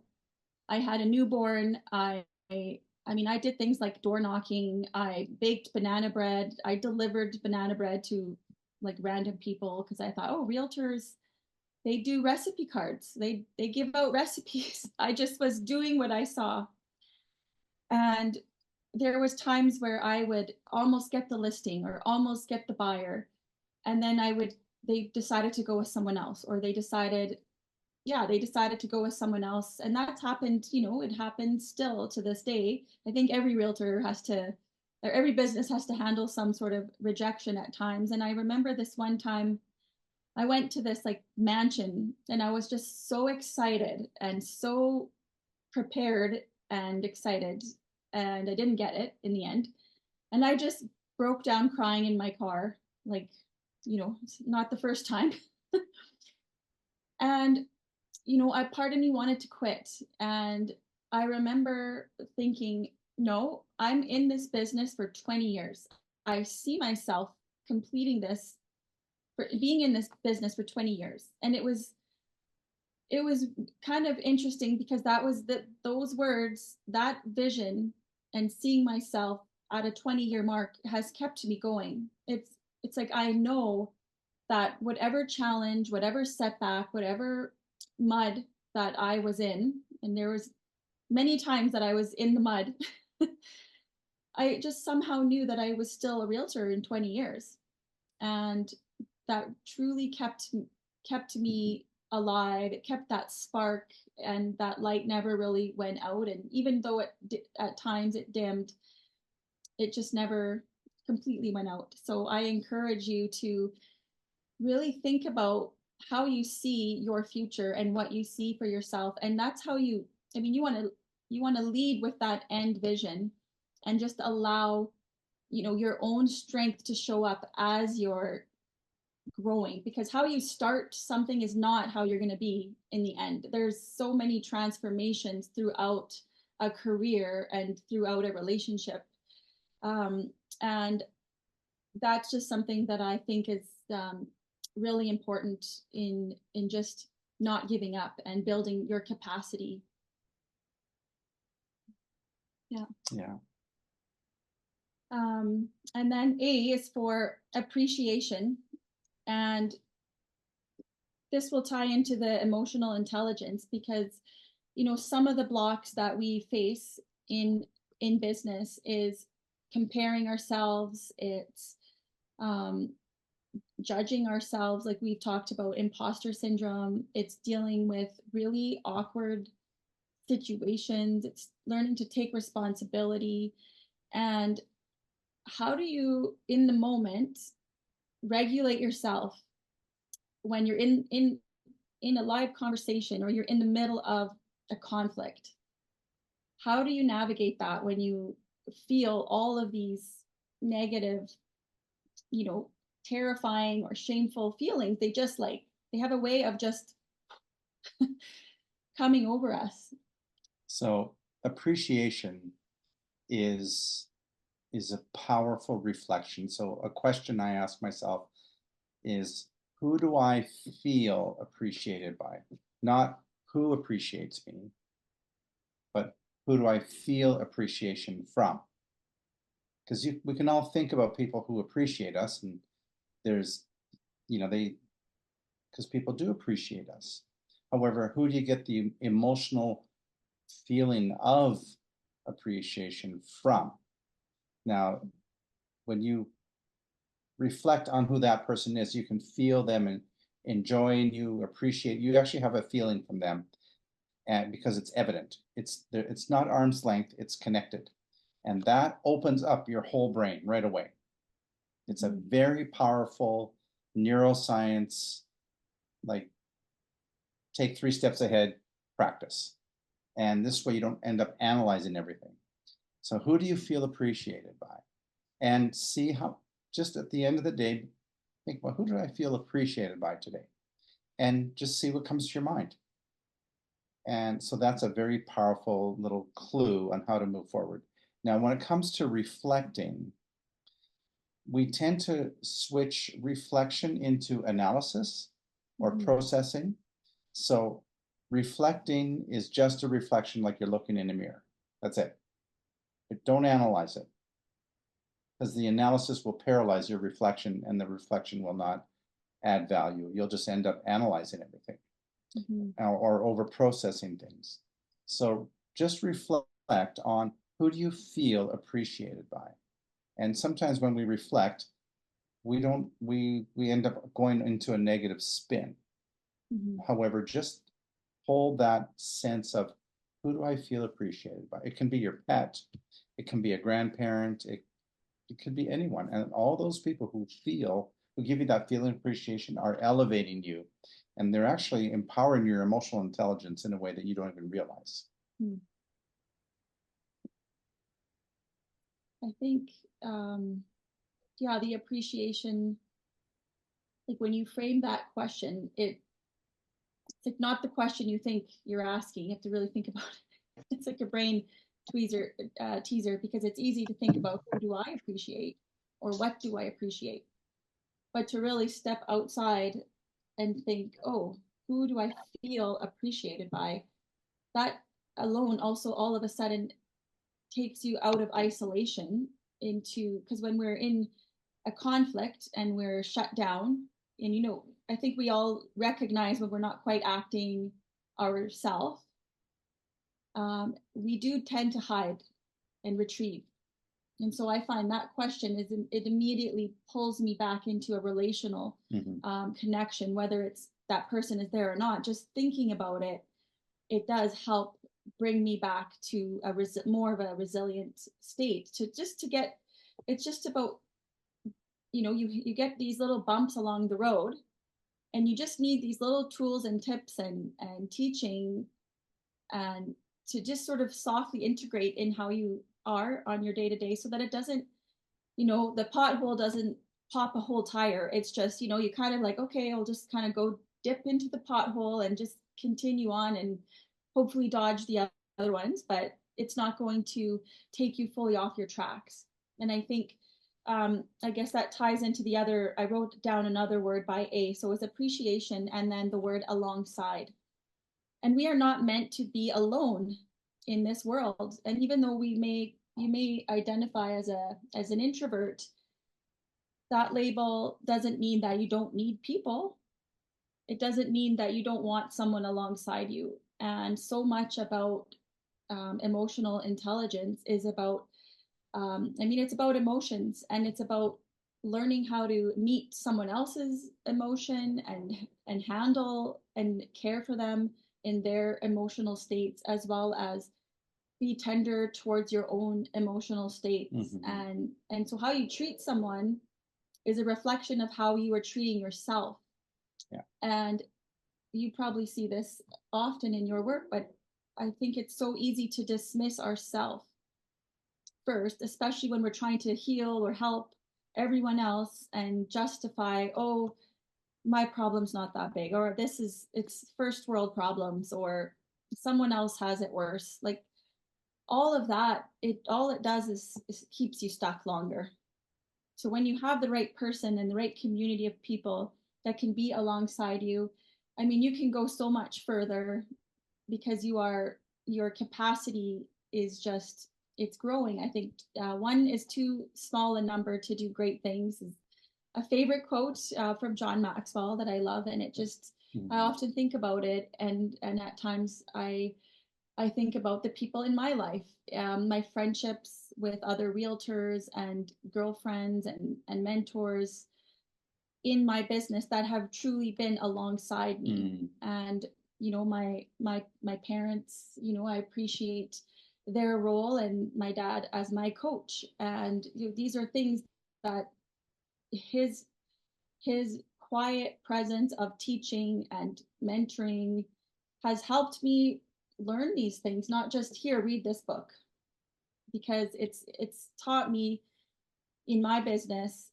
to be relational and to stay relational. And when you're not, here are the tools to help you get back so you can keep going with the flow and enjoying, you know, meaning in what you do. So being alongside is an antidote. And I really like your additional A. So trauma, the best definition of trauma that I've ever come across, and I just use it very naturally. It's easy to remember. It kind of comes automatically. Trauma is, jot this down. You ready? Okay. The absence of being companioned.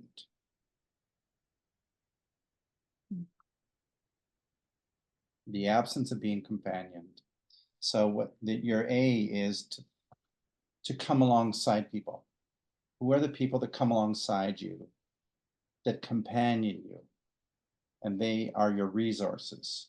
And so building your resource community takes time. And so as you connect with people who can resource you in different ways, when you go through hard things, you have each other. When you don't have anyone, that's traumatic. So that's a great word for your A in the dreaming. And I just want to appreciate you, Connie, because you have brought together a community of like-minded people, and you are just so authentic and bring so much joy. And I think, you know, you're creating this sense of belonging, and you want to be alongside people. So for people that want to build a dream and they want to take action, they're excited, they're inspired. I mean, this is like the perfect place and the perfect group of people to collaborate with. Like, I love collaborating. So this is really brings a lot of joy to both of us. Yeah. And so trauma is being healed just through community. Yeah. Because the brain is designed to be in community all the time. And when you have an intergenerational experience, you have joy in the intergenerational bonding, and it heals trauma very naturally, and it tends to be automatic. And so when there's three types of trauma: the absence of good things, type A trauma; B, bad things that happen to us. Now the third one is very it's very common, and most people don't even realize it's a brain trauma. And it's comparing. You know, when let's say parents compare you to a sibling or to the neighbor or cousin or whatever, or you compare yourself to people all the time. That's in the marketplace. Marketplace is always comparing and aggravating everybody. I'm not being good enough. So comparison is a trauma. Creates a trauma groove in the brain. So when you are aware that you're comparing, and just pay attention to it, and share it with someone. Like, that takes some courage to be authentic and say, you know, I compare myself to so-and-so or this and that. And just saying it starts to lessen the secrecy of it. Because when we don't say it, it hides in us. And we don't realize that it's sitting there. We forget about it. So our emotions need to clear so our thoughts get organized. So emotions need space. Here's a great quote. I love this one. So thoughts can take place. Emotions need space so our thoughts can take place. So if you're stuck in the imposter syndrome, well, who are you comparing yourself to? That's a good reflection. And just share it with someone you trust. And say, you know, I'm comparing myself to this person or that person. And then listen gently and respectfully. And that actually starts to combat the imposter syndrome by simply acknowledging when we're in a comparison trigger. But comparing is a trauma trigger. It's not just a thought. Yeah. Yeah, I think we can all relate to that one, because it's the other two. It's easy, it's easy to identify. Oh yeah, something bad happened. That is a trauma. I didn't get these things, growing up, or I don't have these things in my life, and we can get really stuck in that. But the comparison, I've had to really deal with that right from the beginning, and I'm sure many of you can identify with that in stepping. I think when you step towards something that's unconventional, it's against the grain. I think that's when it becomes the loudest, because it's exciting, and we can be inspired and all this I guess, yeah, just excitement to pursue something that makes us happy. And then there's all these negative people, or what we perceive. Sometimes it's not true. Sometimes we just think that we think that they're thinking that. And it can really play with your mind. And I went through a season in my career where I had to decide, how do I differentiate myself in there was 5,000 realtors at the time. There's probably close to, maybe there's 7 or 8,000 realtors now. But how do I, this new mom, this very green, like, newbie, how do I differentiate myself? I mean, that was, once I was able to answer that question, which came from self-reflection and building my confidence, building my value, and starting to see my value as a person. Not just, I may not have 20 years of experience when I started, but what was the value I brought even at that time? And it took me time to really see that. And I think that was my healing journey in all of this, was to discover who I am, and to like who I am. And that's what maturity is. Yeah, which is the last letter, M. Discovering who you are and liking who you are. Yeah, it's maturity. Yeah. Yeah. And I think that's the lifelong journey that we're on. And we don't always, a lot of times we throw out the word maturity or immaturity and confuse the two. Like, you can be immature, you can be playful and have a childlike kind of playful spirit. You don't always take things seriously, and you can still be a very mature person. Because there's a difference, because playfulness is what allows you to adapt, and it helps people around you relax, and it does build resiliency. And so the maturity that I've had to develop has been, it has reflected and that which you deflect is what's stopping you from mature.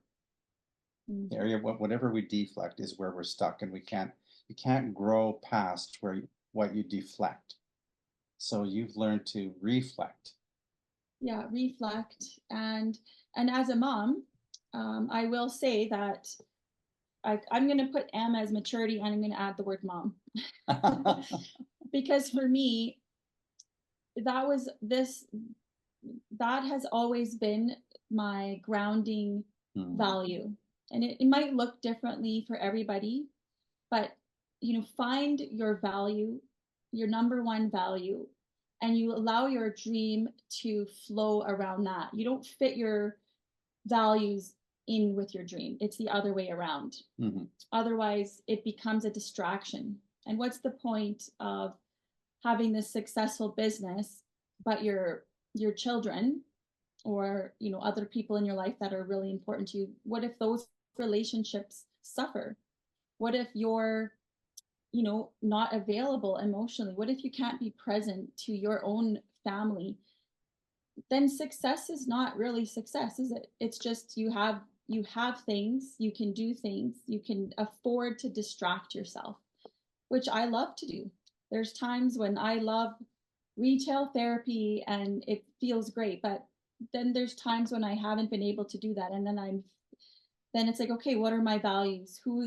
What's important to me? What gives me joy and purpose and meaning in my life?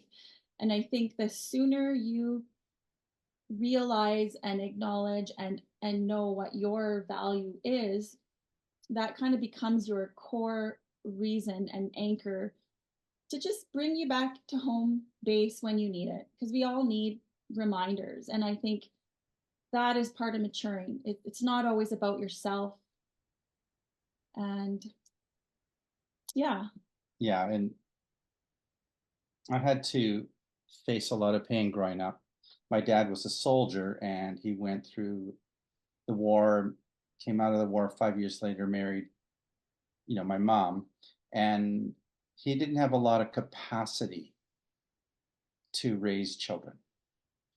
And so my capacity and my ability to mature was really challenged growing up. And so at some point I realized I can't really look to my dad, and he didn't like me very much. And so I looked to other people. I started to look to people that had something that I was looking for. And that actually put me on the fast track to mature. I didn't know it at that time. I just started to choose people that I thought I could resonate with better. And so who your friends are help you mature. And maturity is, like I said in the beginning, is about capacity. When you can build capacity, like Connie, you have and are continue to mature as a communicator, as a speaker, as a leader of people, and also in the world of dance and celebration, like you have your capacities increased. And with that capacity, you are able to handle more complexity. Like, I can't dance the way you dance. It'd be too complicated for me. But you have a capacity to navigate complexity in that skill set. Therefore, there's maturity there.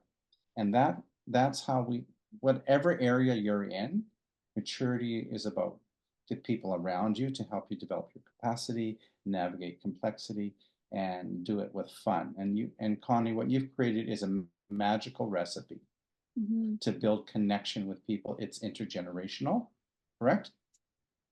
And that creates playfulness and joy. And the thing about dance, this is really cool, is when you dance together, like as a group, everyone is awkward, correct?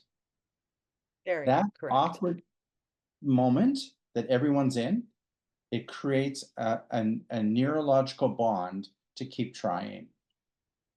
But if everyone's so good at it, then no one else is going to learn anything. And this is what John Maxwell teaches. It's called the success gap. When you just talk about your successes, no one's going to listen to you after a while. But if you talk about your awkward failures, well, we all want to hear about it, right? So learning to talk about the awkward things and share them builds capacity to dream, because the awkwardness is what we all share, but it creates a neurological bond for all of us. And it builds a sense of vision beyond the awkwardness.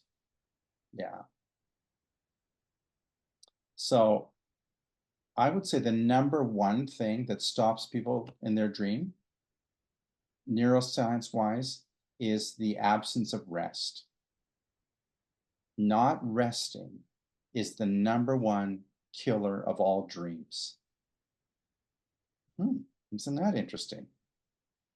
Because we're told, like, we work hard, but if you don't know how to rest, your nervous system never resets. And a 20 minutes rest will reset your nervous system. And ask your dog, ask your cat. They rest all the time, so they're ready to play or protect.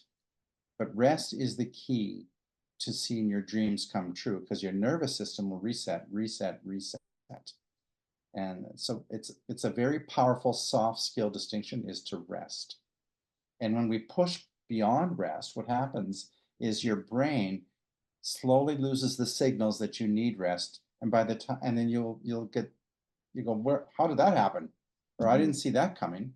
That's because we ignored all the rest clues. And by the time, and so when we collapse, it's not because we lack capacity, it's because we lack rest. So for your dream to dream big and rest well. Yeah. I really like this acronym you have, Toni. It's so good. Thank you. Yeah. It was fun to just put this together. It allowed me to also reflect on, you know, my career and also challenge me as I'm now, you know, I'm still going to be a realtor. However, I'm also shifting and growing myself and my capacity in the coaching realm. And we're working together more and more. And that also brings up its own new challenges that I get to face. And, you know, but it's good. If I can do one thing, I can do this too. Yeah. And Connie, Toni and I have been talking about what you're up to and in this 7 steps. Yeah, your 7-step blueprint to Oh. to starting your dream this year. That's right? Right. Yeah. It's brilliant. It's just Yeah. it's a dream come true for you and other people. And we're very excited to be, you know, in this conversation with you. Well done. Thank you guys. Thank Thank you you. guys. Well, and can everyone just give them a hand? When you're probably like, Aw. yeah, this is why these two are in my life.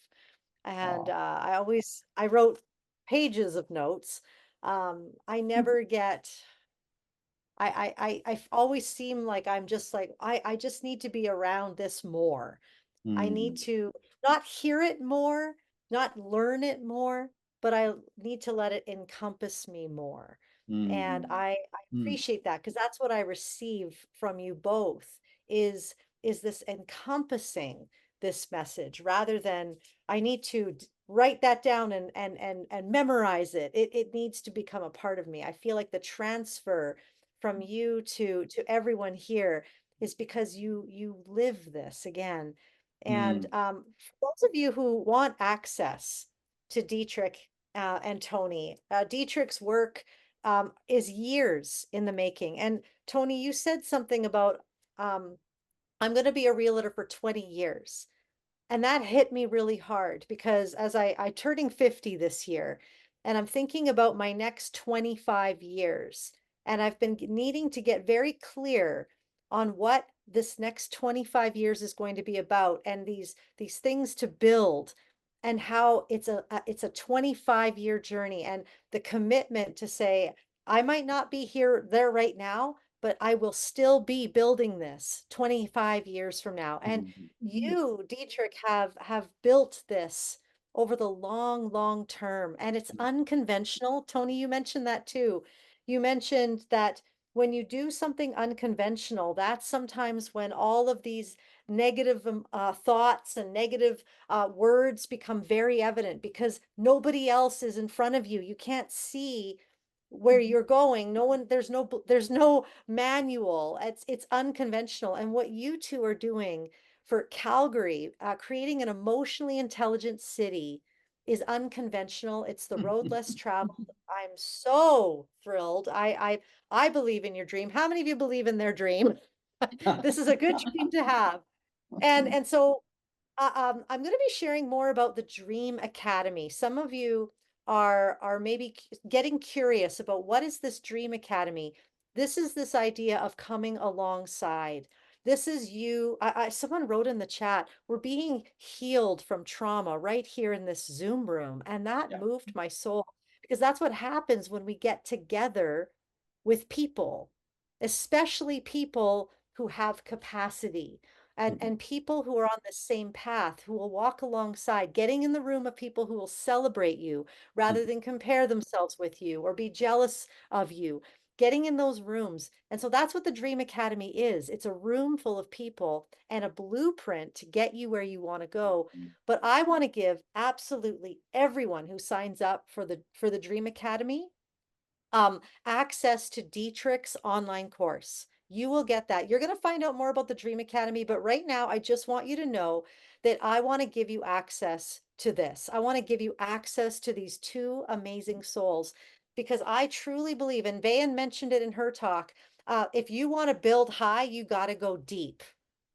And our character and our capacity needs to be greater than our platform.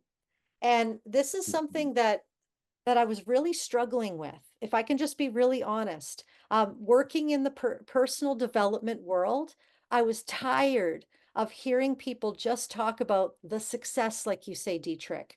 They were only talking about the six figures. They were only talking about all these things. And what I found is that we attract people into these programs that are only concerned with the outside, and they're only concerned with going about this deep in their life. Whereas if you want to dream to make an impact, to create legacy, to make a difference in other people, this is where we go. This is the brave road right now. And so Dietrich and Toni, I want to make sure that people have access to you. If through that online course, please feel free to drop your website in the chat because we want to make sure people have access to you. Again, thank you so much for being here tonight. Can we give them another hand? Thank you Thank so much. you. Yeah.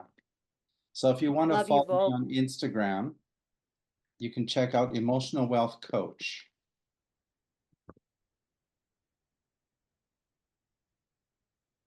There, I just put that in the chat for everyone. Thanks. Wonderful. Well, thank you so much, both of you. You're free Thank to you. stay. If you have to go, I know that you both work very hard, but thank you so much again for coming. Thank you. Wow. Well, what a night we are having, and we're not even done.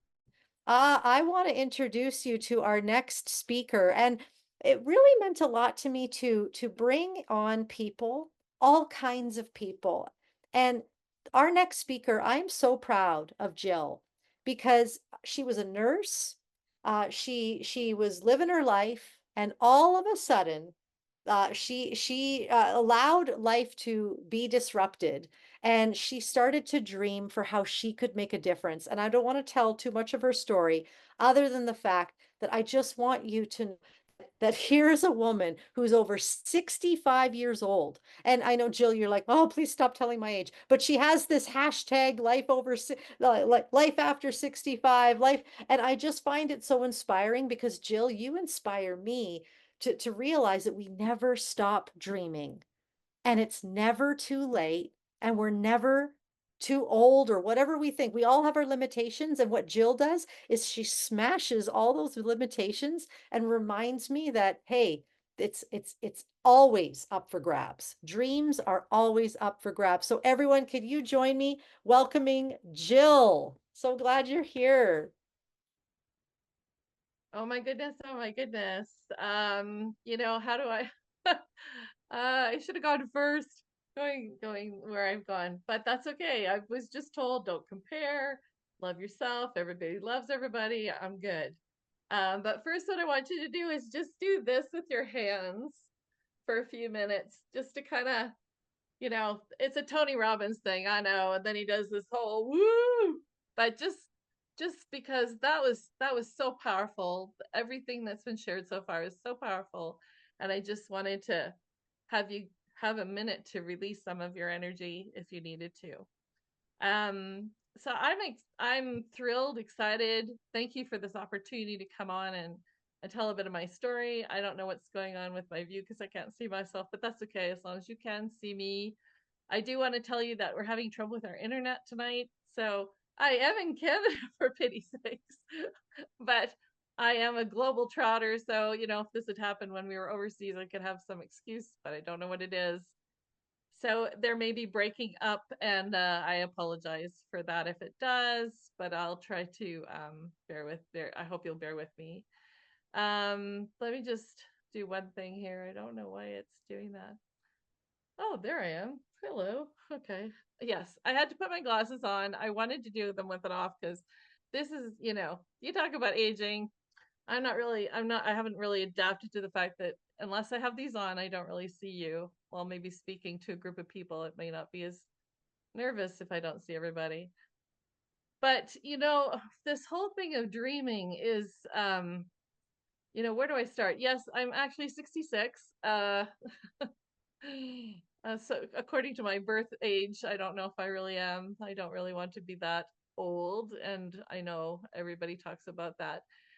There's just been so much that's happened in my 66 years that I won't take all of the time to tell you my entire life story, but just the background. I wanted to be a nurse for as far back as I can remember. And there's actually a picture of me when I'm about 18-month old with a doctor's kit and, that kind of thing. So, it's just been it was that long of a dream.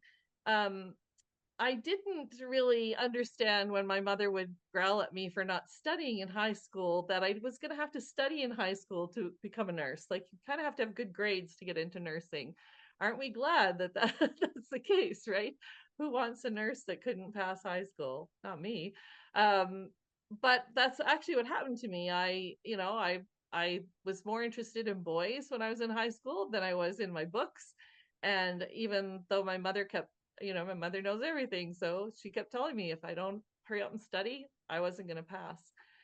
And she was right. And so I was quite devastated when it happened and quite shocked. But, the interesting thing is she'd enrolled me for secretarial school. And, it was like $5 or something to enroll me into this training. And she said, I see it coming. Your mothers do, right? I see it coming. And she wanted a backup plan for me. And I'm really thankful for her in doing that because, I would have been even more lost when life took the way that it took and I didn't graduate with my friends that I'd gone to high school with for 4 years. So I went off into secretarial school. I did do summer school. I did graduate. And I am very thankful for my principal who made a fuss the day that it all became official and called me down because I was not that far away where I was doing my secretarial training. I just had people in my life through different moments like that celebrated me. And so when we talked about the finding the people that appreciate you, I really appreciate that my principal made a fuss over the fact that I did get my grade 12 diploma. I just didn't get it when everybody else did. And that's actually the backstage of my story, the backdrop of my story. And in the sense of the dirt of my story is I seem to do things when nobody else seems to be doing them. And sometimes that's good. And sometimes that hasn't always worked out. Sometimes I get a great idea and I feel like I'm in the wrong century, I'm in the wrong planet, I'm in the wrong country, something. And then later, somebody else picks up the idea and runs with it and makes their millions or becomes famous or whatever the thing is, it becomes successful. And, I do take the joy of knowing that, hey, that was my idea. And I'm okay that I'm not getting credit for it. I'm just glad it ran. And I learned to be okay with that. When we got married, was not that long after we were married that we both kind of did well, so now we're married. What are we going to do with the rest of our lives together? And, I kind of said, if the opportunity ever came again, I had tried to go to nursing school. And again, a boy kind of got in my mind and distracted me. I'll blame him. And I didn't study. And so the head of nursing, she actually said, maybe she should go back to being a secretary, hairdresser, or something, because you're not cut out to be a nurse. And so I walked out of the School of Nursing, Foothill School of Nursing, actually here in Calgary, and thought, okay, well, that's fine. But I still had that yearning, that I want to be a nurse, though. There's got to be a way. So, you know, like I said, we were married. We were standing on this old Cambie Street Bridge in Vancouver, and listening to some concert that was Michael Jackson concert from, because that was that loud we could hear it far away. And that's when I said, you know, if ever the opportunity comes, I'd really like to try again. And so, you know, life goes not that long, and opportunity came. We found ourselves in Regina, Saskatchewan, and they, you know, the school was there, and my husband said, well, when I finish my degree, then you'll do yours. And I was like, well, I'm kind of getting up there, I want to have kids, so what if we just do it at the same time? And so we did. I went to nursing school, and it was amazing because here I was, like a, you know, like a, I failed, you know, in grade 12, and all of a sudden I was making straight A's. And I didn't really understand it at the beginning, but you see, my husband believed that I was a straight A student. He believed I was smart. I mean, otherwise, like, why would you marry somebody that was dumb, right? I mean, and the fact that I married him, well, that showed how smart I was too, right? So, you know, I got the nursing degree, and, you know, 30 plus years of nursing with a few interruptions. You know, I had 2 children. We went overseas and worked for a while, and I didn't have a degree in nursing, so I wasn't able to do work overseas. But that's okay. Whenever we would come back, I would do some nursing. And so I really have to say that I didn't see my life not doing it. People talk about, you younger people that are younger are thinking about, gee, I can't wait for retirement. And when we talk about retirement planning, a lot of that is about putting money away, or maybe you're going to travel, or maybe you're going to be a snowbird or something like that. But it's, you know, your job, or your, if you're raising kids, is so much of who you are, that when that shifts and goes, so when the dark day came, that really dark day at work, and I went to my husband and said, okay, we need to find a solution, because I can't do this anymore. I'm so losing who I am, and I'm not becoming I'm not a nice person to be around anymore, and I don't like me. And I, you know, and really was struggling. And so he said, if you could hang on for 6 more months. And I almost made it to the 6 months. But I really couldn't. The toxicity of the environment that I was in, and I became that way. And I just had to get out. And so we didn't really have a plan. And, you know, I kind of tripped into the next thing. Connie had run during 2020 a big summit, and she said that she saw me in the Zoom room of, I don't know, there was hundreds of people, but she said that she saw me, and then she kept kind of following me on Facebook, and, you know, it said, hey, come listen to this, or come over here. And I really kind of tripped into the next couple years of, well, gee, what is this about dreaming and being brave and knowing who you are? And this was a whole new world. Not to quote a song, but a whole new world opened up for me. And, you know, instead of being, one of my favorite movies is Moana, because that's kind of where she is. She's been told what she's supposed to be and what she's supposed to do. And everybody on the island knows what their future is. And she just doesn't feel that. And I really identified with that. And you know, if you see the movie, she does, it's her grandmother that comes and says, who you are, you know, this is who you are. So Connie is really was a catalyst in helping me even ask that question, like, who is Jill? I'd been a chameleon for most of my married life, for sure, if not before, because I moved. I've lived in 9 of the 10 provinces of Canada, and I've lived in the States, and I've lived overseas, and, you know, every place I went, I wanted so badly to belong and look like them and act like them and be like them.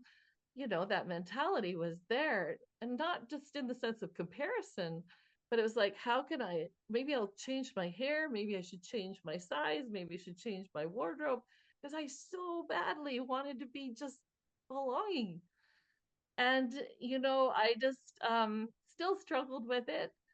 But in this tripping into Connie's life, or Connie into my life, whichever way we clashed in that moment of explosion, which was great because she started planting seeds and then watering them and feeding them. And I started to think in the same way, when I looked at the nursing and my husband believed that I could become a nurse, I started to believe some of the stuff that Toni was actually saying. It's like, what?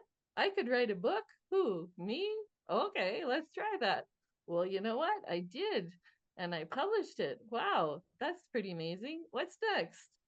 But I was in a coaching program and I couldn't really see. Yeah, I thought I could be a coach, but what I couldn't see is anybody paying me money to do it. I mean, I could see doing a lot of stuff, but the idea of somebody actually paying me, that's still a little bit of that's something I'm trying to overcome, to be honest.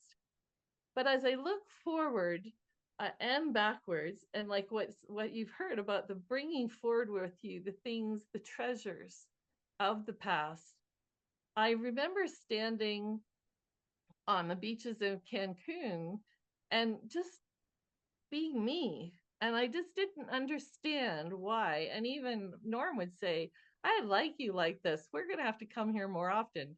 So we do. Because there's something about being somewhere where absolutely nobody knows you. Or even if I make friends everywhere I go. So eventually I have those people. But I'm free to be me when I'm there. I'm not my father's daughter. I'm not, well, I'm his wife, but nobody knows what we do. Like, I'm not the missionary wife. I'm not the nurse. I'm not the mother of these kids. I'm just me. And that was something that was the biggest moment as I was approaching that 65 mark. And I started embracing being 65. A good friend of mine who I dedicated my book to, she isn't with us anymore. And I started to realize the honor of turning each year. Like, it's really a blessing to live another year and have another year to pursue the dream and even figure it out as I go along. And what if I live to be like the famous people that live to be 100? What if I live that long? What am I going to do next? And that's the excitement of the adventure.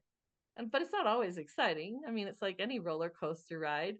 You scream, you yell, you throw up, you get up, and then for some reason you get off and go, let's do that again. I don't really understand that part because I don't want to ride roller coasters. But that is life. That is life.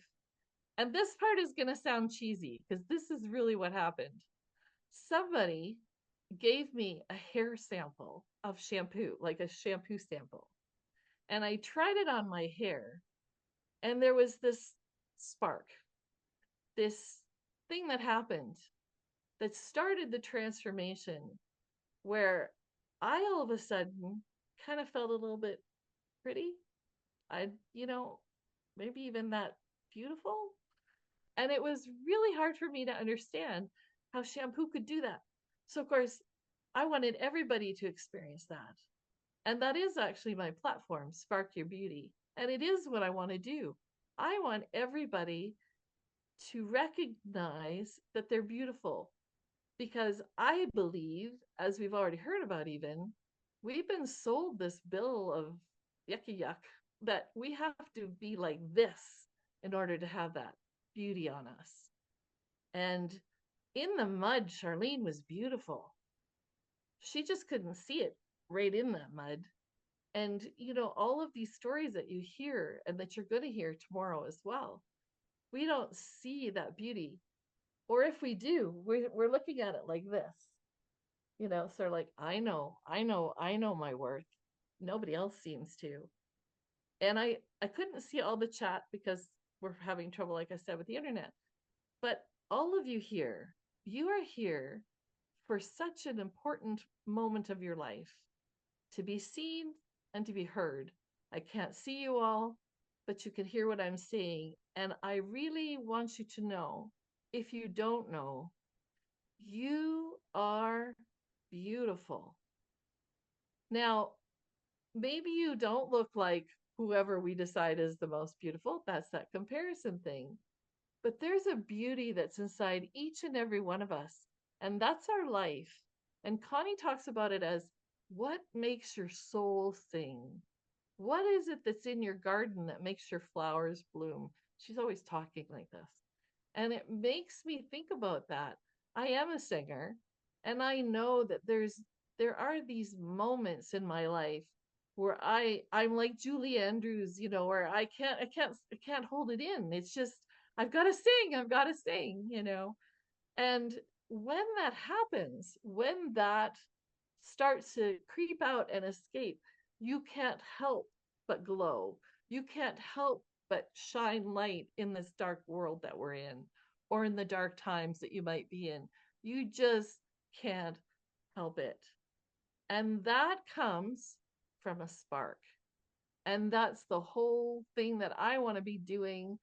And that what is the legacy I want to leave. I have 4 granddaughters and a grandson. And if they remember nothing else about me, I want them to remember that the love that I feel for them was reflected in my eyes, in my smile, and even in maybe when I'm yelling at them to be quiet and settle down. All of the love that we give, because we all have it and we all really want to give it. And we heard that when we were talking about the emotional wellness. I took a lot of notes too. But when we think about the emotional wellness, we want that joy to just spring up, just like a fountain, just like the old faithful geyser that you can count on that.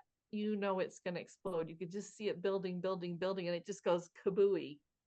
Wouldn't that be great if we just had that bubbling sensation that was so intense within us that we couldn't actually stop from glowing like a glowworm, you know? And I want to say that the things that you need to overcome, you've already heard a lot about. Stop looking around, keep your eyes focused in your own lane. Find somebody like a group like this. I highly recommend this group. Stick with it. I've been part of the Connie's group for about 3 years, I think. And there's just so many amazing women that you'll meet. Some that you'll maybe feel a little bit like, oh my goodness, that comparison thing will happen because we're taught that, we're brought up that way. It's just part of how we evaluate things. But I can guarantee you from 3 years of walking with Connie and Char and Nita and some of the other people that are in this group, you will be loved, you will be accepted, you will be welcomed, and you will belong. And so you don't need to go anywhere else. You don't need to look any further. Just come, show up as yourself, however that may be. If you have to put glasses on, you have to put glasses on. If your internet breaks up, it does. Whatever it takes to turn, and if you don't even have to turn on there's some people that haven't turned their video on, and that's all fair and good. So you don't even have to do that. You actually didn't even have to show up tonight because it's recorded. You can watch it in secret if you want.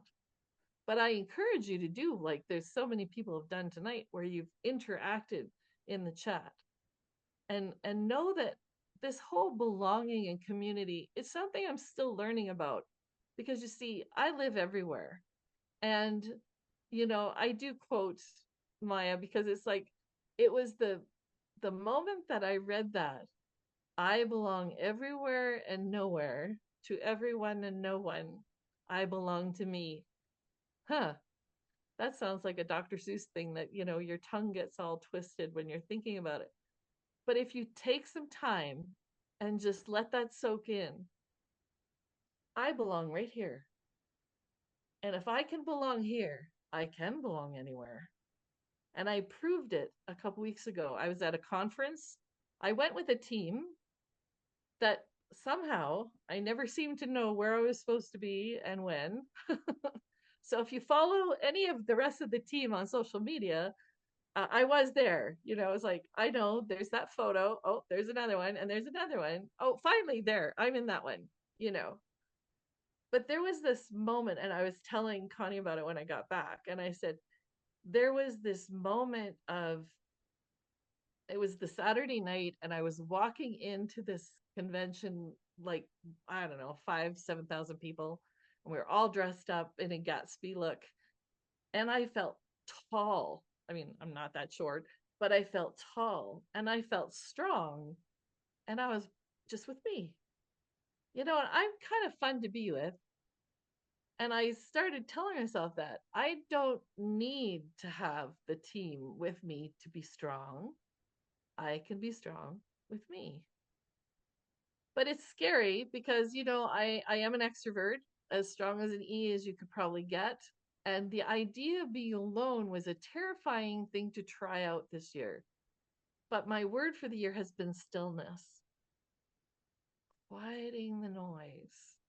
This noise, this noise, this noise.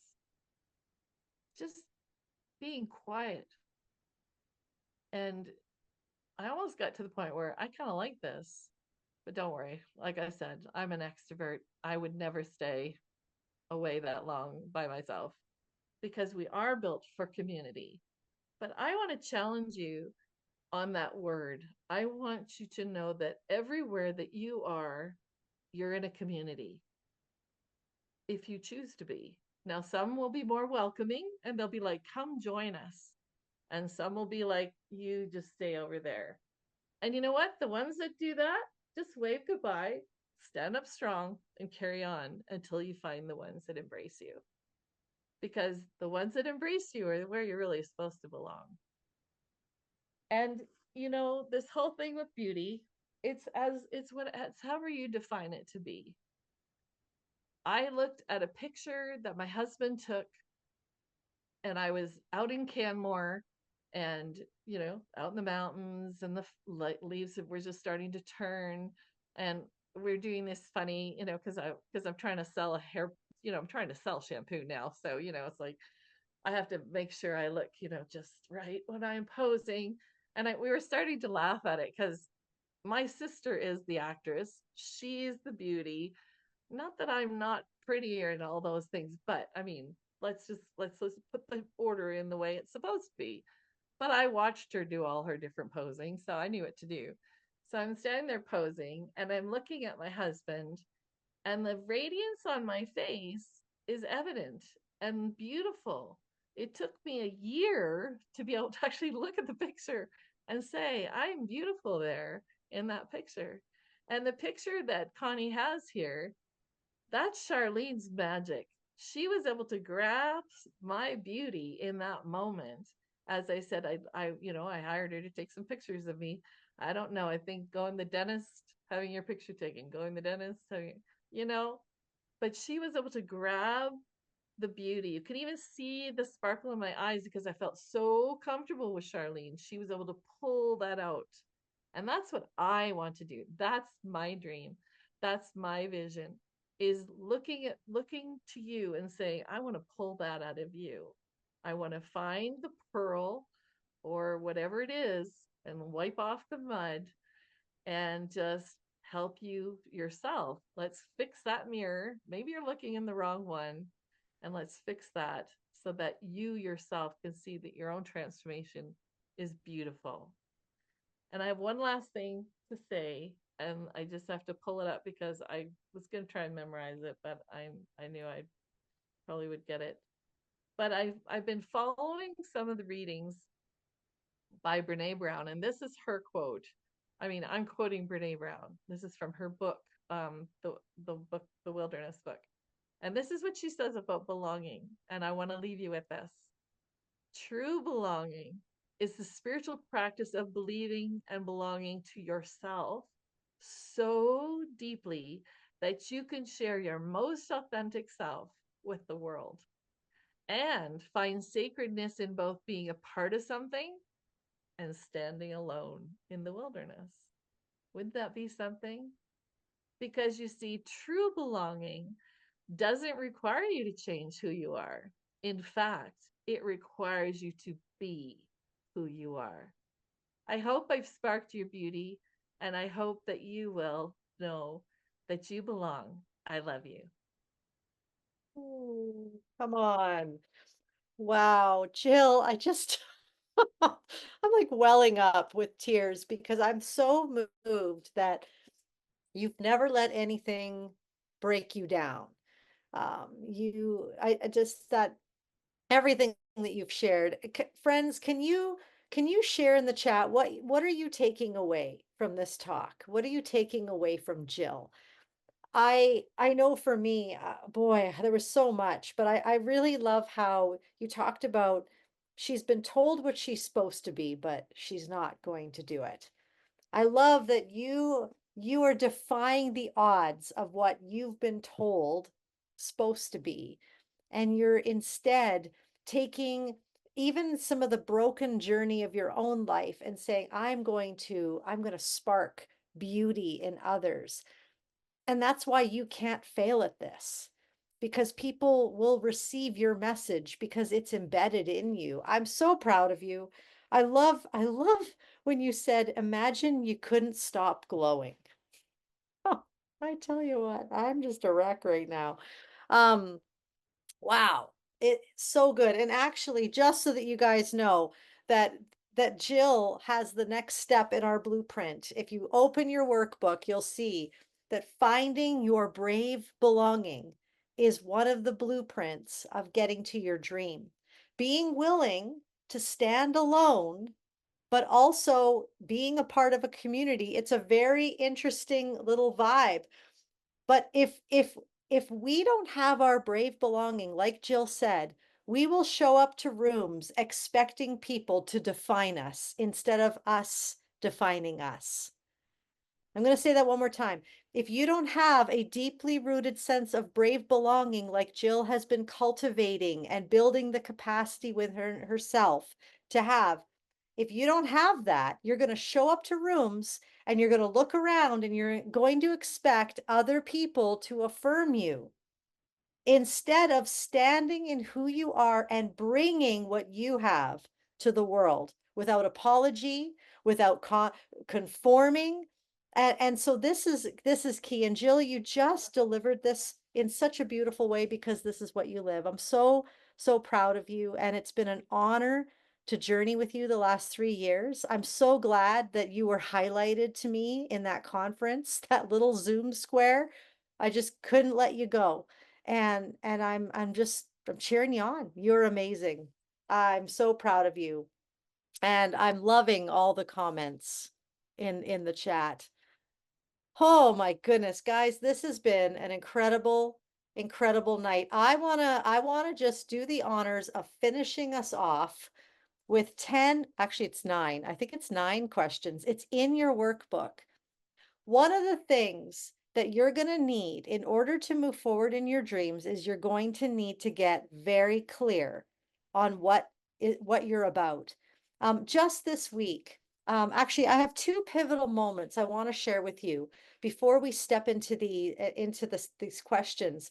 It was about this time last year. I had just resigned from a job that I loved. I loved this job. It gave me a steady income. It allowed me to pour into others in a way that I loved. It was a great job, but I was starting to feel the misalignment, and it wasn't anything to do with them not being good, me not being good.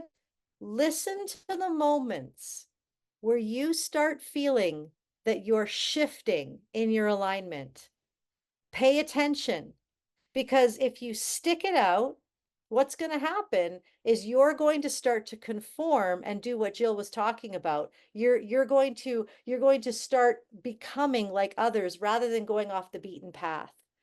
And I was at that crossroads where I knew that there were new things for me. And let me tell you, this was brave because I don't know if it went over well. I don't know if to this day people still understand why I made that decision.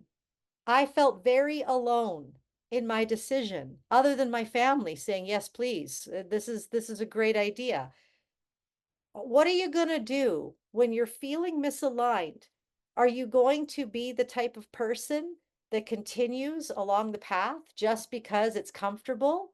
Or are you going to say a brave yes? Here's the thing. I was saying goodbye to benefits. That's hard to say goodbye to. I was saying goodbye to a steady income.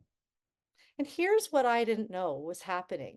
When I decided to say, okay, I'm going to listen to this voice, I'm going to listen to my gut. As soon as I listened to my gut and I handed in my resignation letter, I was taken on a tour of a beautiful building just down the hill from my house. Some of you know exactly what building I'm talking about. And it was just this concrete slab. And I'm walking through this building, and the gentleman who's taking me on this tour is telling me that this is going to be an affordable housing unit for people who need to dream again.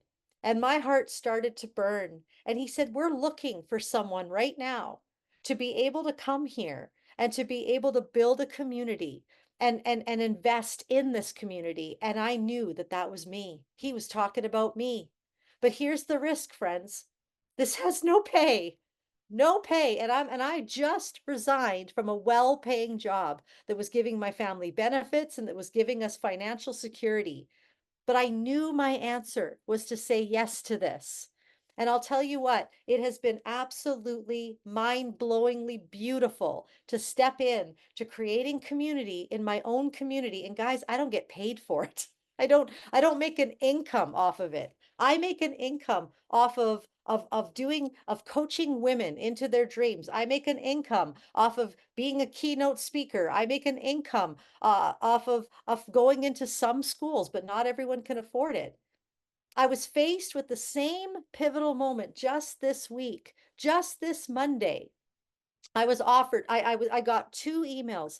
One email was my dream job, like a job that would never come to me because I don't yet have a master's. I've been wanting to get a master's and I just haven't been able to yet. Timing, money, all the things. But I know that one day I am going to get my master's in psychology, but it hasn't come yet. And so this job that I got was from a school that normally someone like me would never get because I don't have a master's. But because I have relationship with them, they love me, they know my work, they know what I stand on. I've been going there since 2018. They said, "We want to hire you." And friends, I'm not shy about money. They were going to pay me $90,000 a year for 9 months of work because you only work for 9 months in a school, and I was going to have full benefits, and it would be a dream job of working with parents and students and teachers, creating a community of connection and wellness. And I was like, oh my goodness, I can't believe they're offering me my dream job. Now, this dream job was in White Rock. And so we toyed around with, well, could I fly out there on Sunday night and come back Friday night? But I thought about something that's been in my heart. I thought about two things. Number one, I thought about the community that I'm building here in my community. How would that work? That would be hindered. That wouldn't be able to happen the same way it is right now. I thought about my family. My family, I value my family. I wouldn't see them. I'd see them on the weekends. That's not the life that I want. But then I also, and friends, I want you to pay attention to the nudges of your heart. I have had my own community school in my heart for 6 months. Something in me, sometimes your intuition, how many of you know what your intuition sounds like? If you know what your intuition sounds like, put a yes in the chat. If you know what intuition sounds like, you know that gut feeling. And if you don't, that's okay. But I bet you do. It's just sometimes we've tuned it out. And I knew 6 months ago that this year I would be pulling back from all the schoolwork that I do and I would invest here. But here's the thing. I got an email from my local school and they said, "Oh, we want to offer you the opportunity to work with our parents, our students, and our teachers. We want you to be here." But guess what? There's no pay there. No pay. What would I choose? What was I going to do? Friends, I needed clarity in that moment. I needed to know, what is my gut telling me? And I need clarity on my dream so that I don't just take the easy road for the sake of taking the easy road. Who is listening to me right now? I needed to know which way to go. And if I don't know, if I don't have clarity, and these 9 questions I'm about to ask you are going to give you clarity, because right now what I did was I did the hardest thing in my life. I sent that school in White Rock. I said, I am so honored that you would think of me, but I'm sorry, I'm going to have to turn you down. And I actually went on the road less traveled with no pay. And I said, I'm coming to this school. I want to serve you the best that I can because I know in my heart this is what I'm supposed to do. And so I'm launching this foundation to be able to fund the work that I do in schools. Last year, I had a realtor give me $1,000. I was just out for coffee with her. Guys, when you start to say yes to your dreams, when you start to say yes to your dreams, the right people are going to come into your path. But guess what you have to do first? You have to say yes to your dream because your dream isn't going to deliver you a platter full of here you go unless you are committed, unless you're in. You need to somehow put your line in the sand and say, I'm fully in. And as soon as you're fully in, you watch people come out of the woodwork. You watch the resources come out of the woodwork. You watch your dream start to, oh my goodness, here we go. And so last year, I'm sitting out for coffee. She's a friend, and I just happened to mention my dream of bringing a whole school approach where teachers, students, and parents are all being cared for. I, it's my whole school approach. It's been in my heart for years. And I just decided that day to share it with her. She goes, here's $1,000. I want you to go to a school. I want you to knock on the door. And I want you to tell them it's on me. Blew my mind. This is after my brave yes. And so I went to the school, and in that moment, something unlocked for me. And it said, you're going to start a foundation that's going to unlock donations as the way for schools. The barrier is budget. Their barriers are budget. We're going to tear down the barrier. We're going to bring community together, and we're going to fund this baby so that schools can get what they need. And I'm about to launch that foundation now. But I'm going to tell you a little secret tomorrow on the secret because right now I don't have a lot of things. I don't A foundation takes a year to get going. It takes a year to get a charitable status number. I don't have that right now. I have a board, but it's not a complete board. I'm going to show you tomorrow how you launch things when you don't have a lot around you. So that's tomorrow. But for now, what I want you to do is I want to bring you to that place of clarity so that if you're ever placed with 2 roads diverged in a yellow wood in your backyard, that you can take the road that you're supposed to take, but you got to get clear. You got to know what you're about. And so here is my questions. We're going to get clear. Are they in the book? I think they're in the book. Did I actually write them in here? Or maybe I didn't. If you go in your book here, the questions are in the book. And shoot, you know what? I don't have it printed out. What are these questions? My bad. Char, Anita, can you put the workbook in the chat one more time? Maybe I did. Hang on, let me just check. No, I didn't. See you tomorrow. No, let's not do that yet. Okay, 1 second here. In the workbook, because I only printed out a few of these pages, because how many of you know the workbook is massive? Okay, there we go. Elizabeth, first question. Thank you so much. What experiences have shaped you? This question right here, what experiences have shaped you? This is that. Now, this is my business mind. Some of you, your dream is not to start a business. I love business.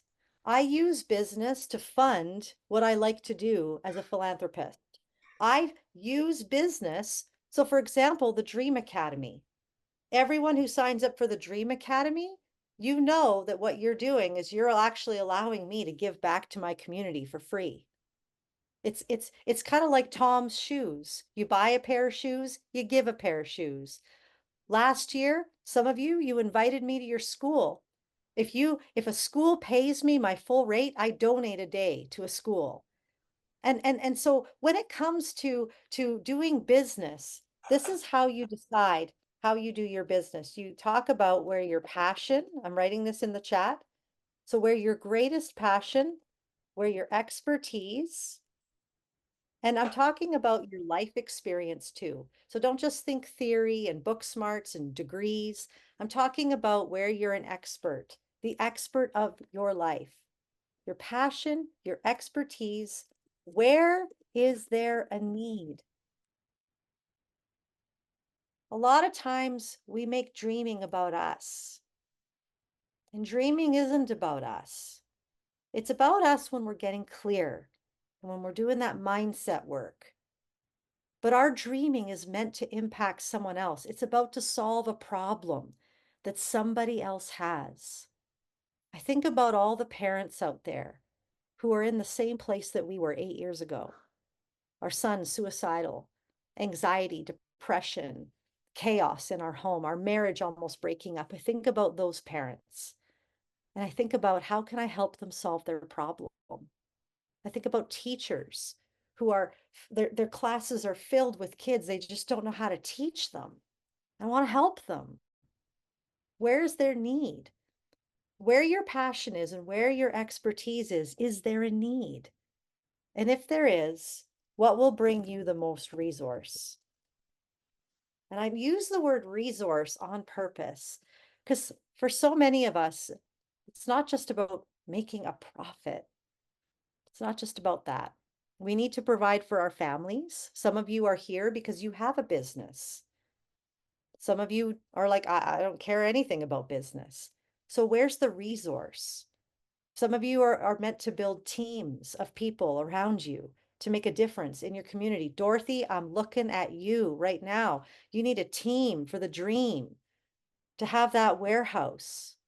That's a resource for you. I'm thinking about all the women in the room right now. Where's the resources? If you're not clear, people won't come out of the woodwork. Passion, expertise, where's the need? The resources will come. They will. They will come. But we got to get clear first. Now, tomorrow, what we're going to do tomorrow is we have more guest speakers. It's going to be a great day. I'm not even looking at the time. Oh, look at that. We're doing better than I thought. The speakers that we have tomorrow night are just as incredible. I want you here. If you can be here, be here. Commit to getting this dream of yours launched because we're going to finish the 7 steps of the blueprint tomorrow. And tomorrow, I'm also going to explain to you a little bit more of what this Dream Academy looks like. Now, for some of you, this might be all you want and all you need. And this is great. And this is why we do this. We do this to make this accessible to everybody. We want everyone to dream and we want everyone to get there. We want you to win. But some of you are already feeling, you're like, this is something I need. I need this community. I need this training. I need to go on a journey and I need to commit to my dreams this year because I don't want to look back this time next year and still be in the same place.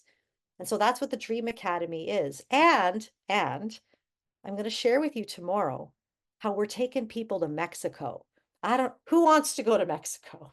You know what? I'm going to be honest. We just want to go to Mexico. We want to take a group of women who want adventure and life. I know my friend Alexis, she just dreamed the impossible dream. She took herself to Mexico for her 30th birthday in a world and in a surrounding that says, what are you going to Mexico for? This is we don't even think like this, but you get out of your surroundings and you go to Mexico with women like this. You go to Mexico for a mastermind where you're going to get tons of free time, but you're also going to have moments and defining moments that are going to shape your mind and your heart. And you're going to come back with a whole new vision for your life. I'm telling you, this is the year things shift for you. This is the year that things shift for you. And it's going to be amazing, no matter what it looks like. And so I'm going to explain more about that tomorrow. But in the meantime, what I'm going to do is I'm going to stop my screen share. And I want to see, just before we go, open this up. Does anyone have thoughts, questions, anything that's going on in your mind before we go? Because we also want to make sure that you're all feeling like you're getting some answers. Any questions? thoughts. Feel free to unmute.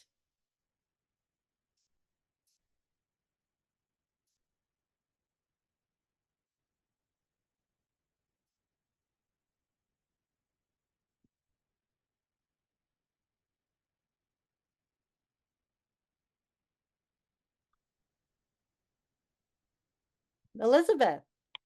Okay, I don't have a thought or a question.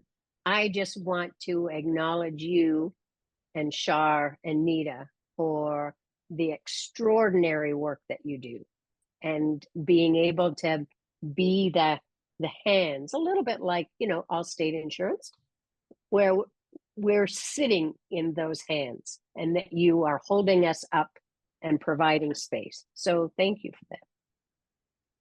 Oh, you're so welcome, Elizabeth, and you're so precious. Anyone else? I want you to imagine that we're standing in a circle, and anyone who would like to share can share.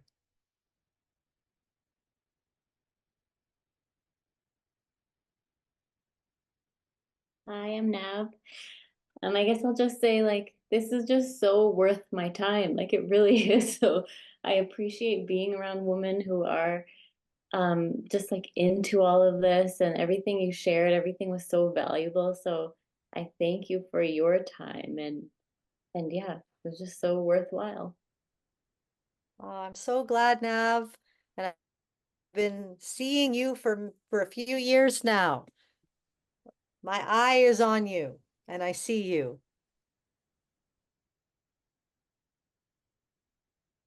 Anyone else? Just want to say thanks all the women for pouring into us.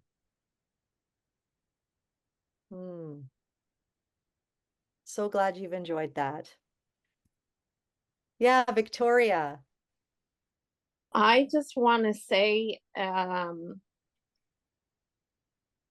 man, I don't even know where to say it.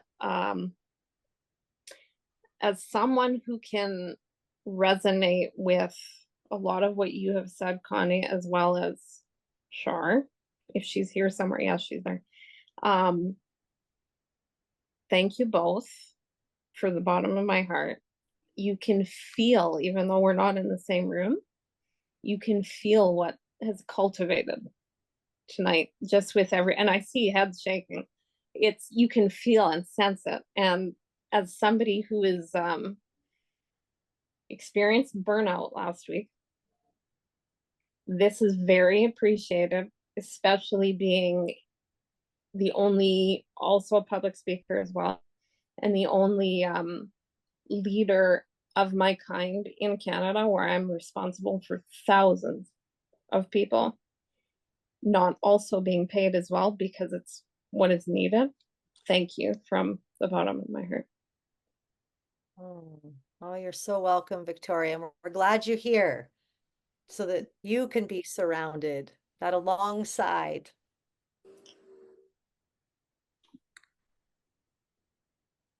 Awesome. Sophia. Hi, can you hear me? Yes. Okay, great. Well, thanks for having the event and making it possible for us to join. I live at the hub, so I've always struggled with mental health issues and stuff like that, and so I just signed up for the course thinking, maybe it will, help me in a way, maybe, get me out of like dark place or whatever. And it was really good to listen to everyone today, because you just don't hear that sometimes when you're in the dirt, the gutter, whatever. It's it's not like the best place to be, but it is definitely a place, like with the photographs there at the beginning there, like it's exactly like that, like just being in it, and getting to that place of, okay, well, what am I going to do from here? And kind of coming to, a resolve, to a willingness to even try to get up, or just to even dream, or even sign up to dream, So I thank you for that. Yes. And I look forward to tomorrow's class, and I'm very grateful for all the wisdom and the hope and the sparkle and shine of all the speakers that you had on tonight, and I'm just very grateful. Hi, hi. Oh, so glad that you're here, Sophia. You are called for such a time as this. I just want to speak that word over your life. So proud of you. So glad you showed up. Showing up sometimes is sometimes the biggest step. Way to go. Way to go. And shout outs to everyone in the hub. Shout outs. Hey, Narges. Hey, Connie. Thank you so much for sharing your community with us today, and so many amazing nuggets that I was writing crazy madly all night long. But I think I'm just going to leave it with this, to quote your coach Dietrich there. You left so much room for our emotions today. And I think that's what I felt in this space. So thank you for giving us that. I know I can't speak for everyone else, but lots to reflect on. So I look forward to tomorrow. Oh, I'm so glad you felt there was room for the emotions. Oh, so glad. It's good. It's good. Oh, well, I don't know about you, but I'm leaving with my heart full. Marcia, good to see you. Where'd you go? There you are.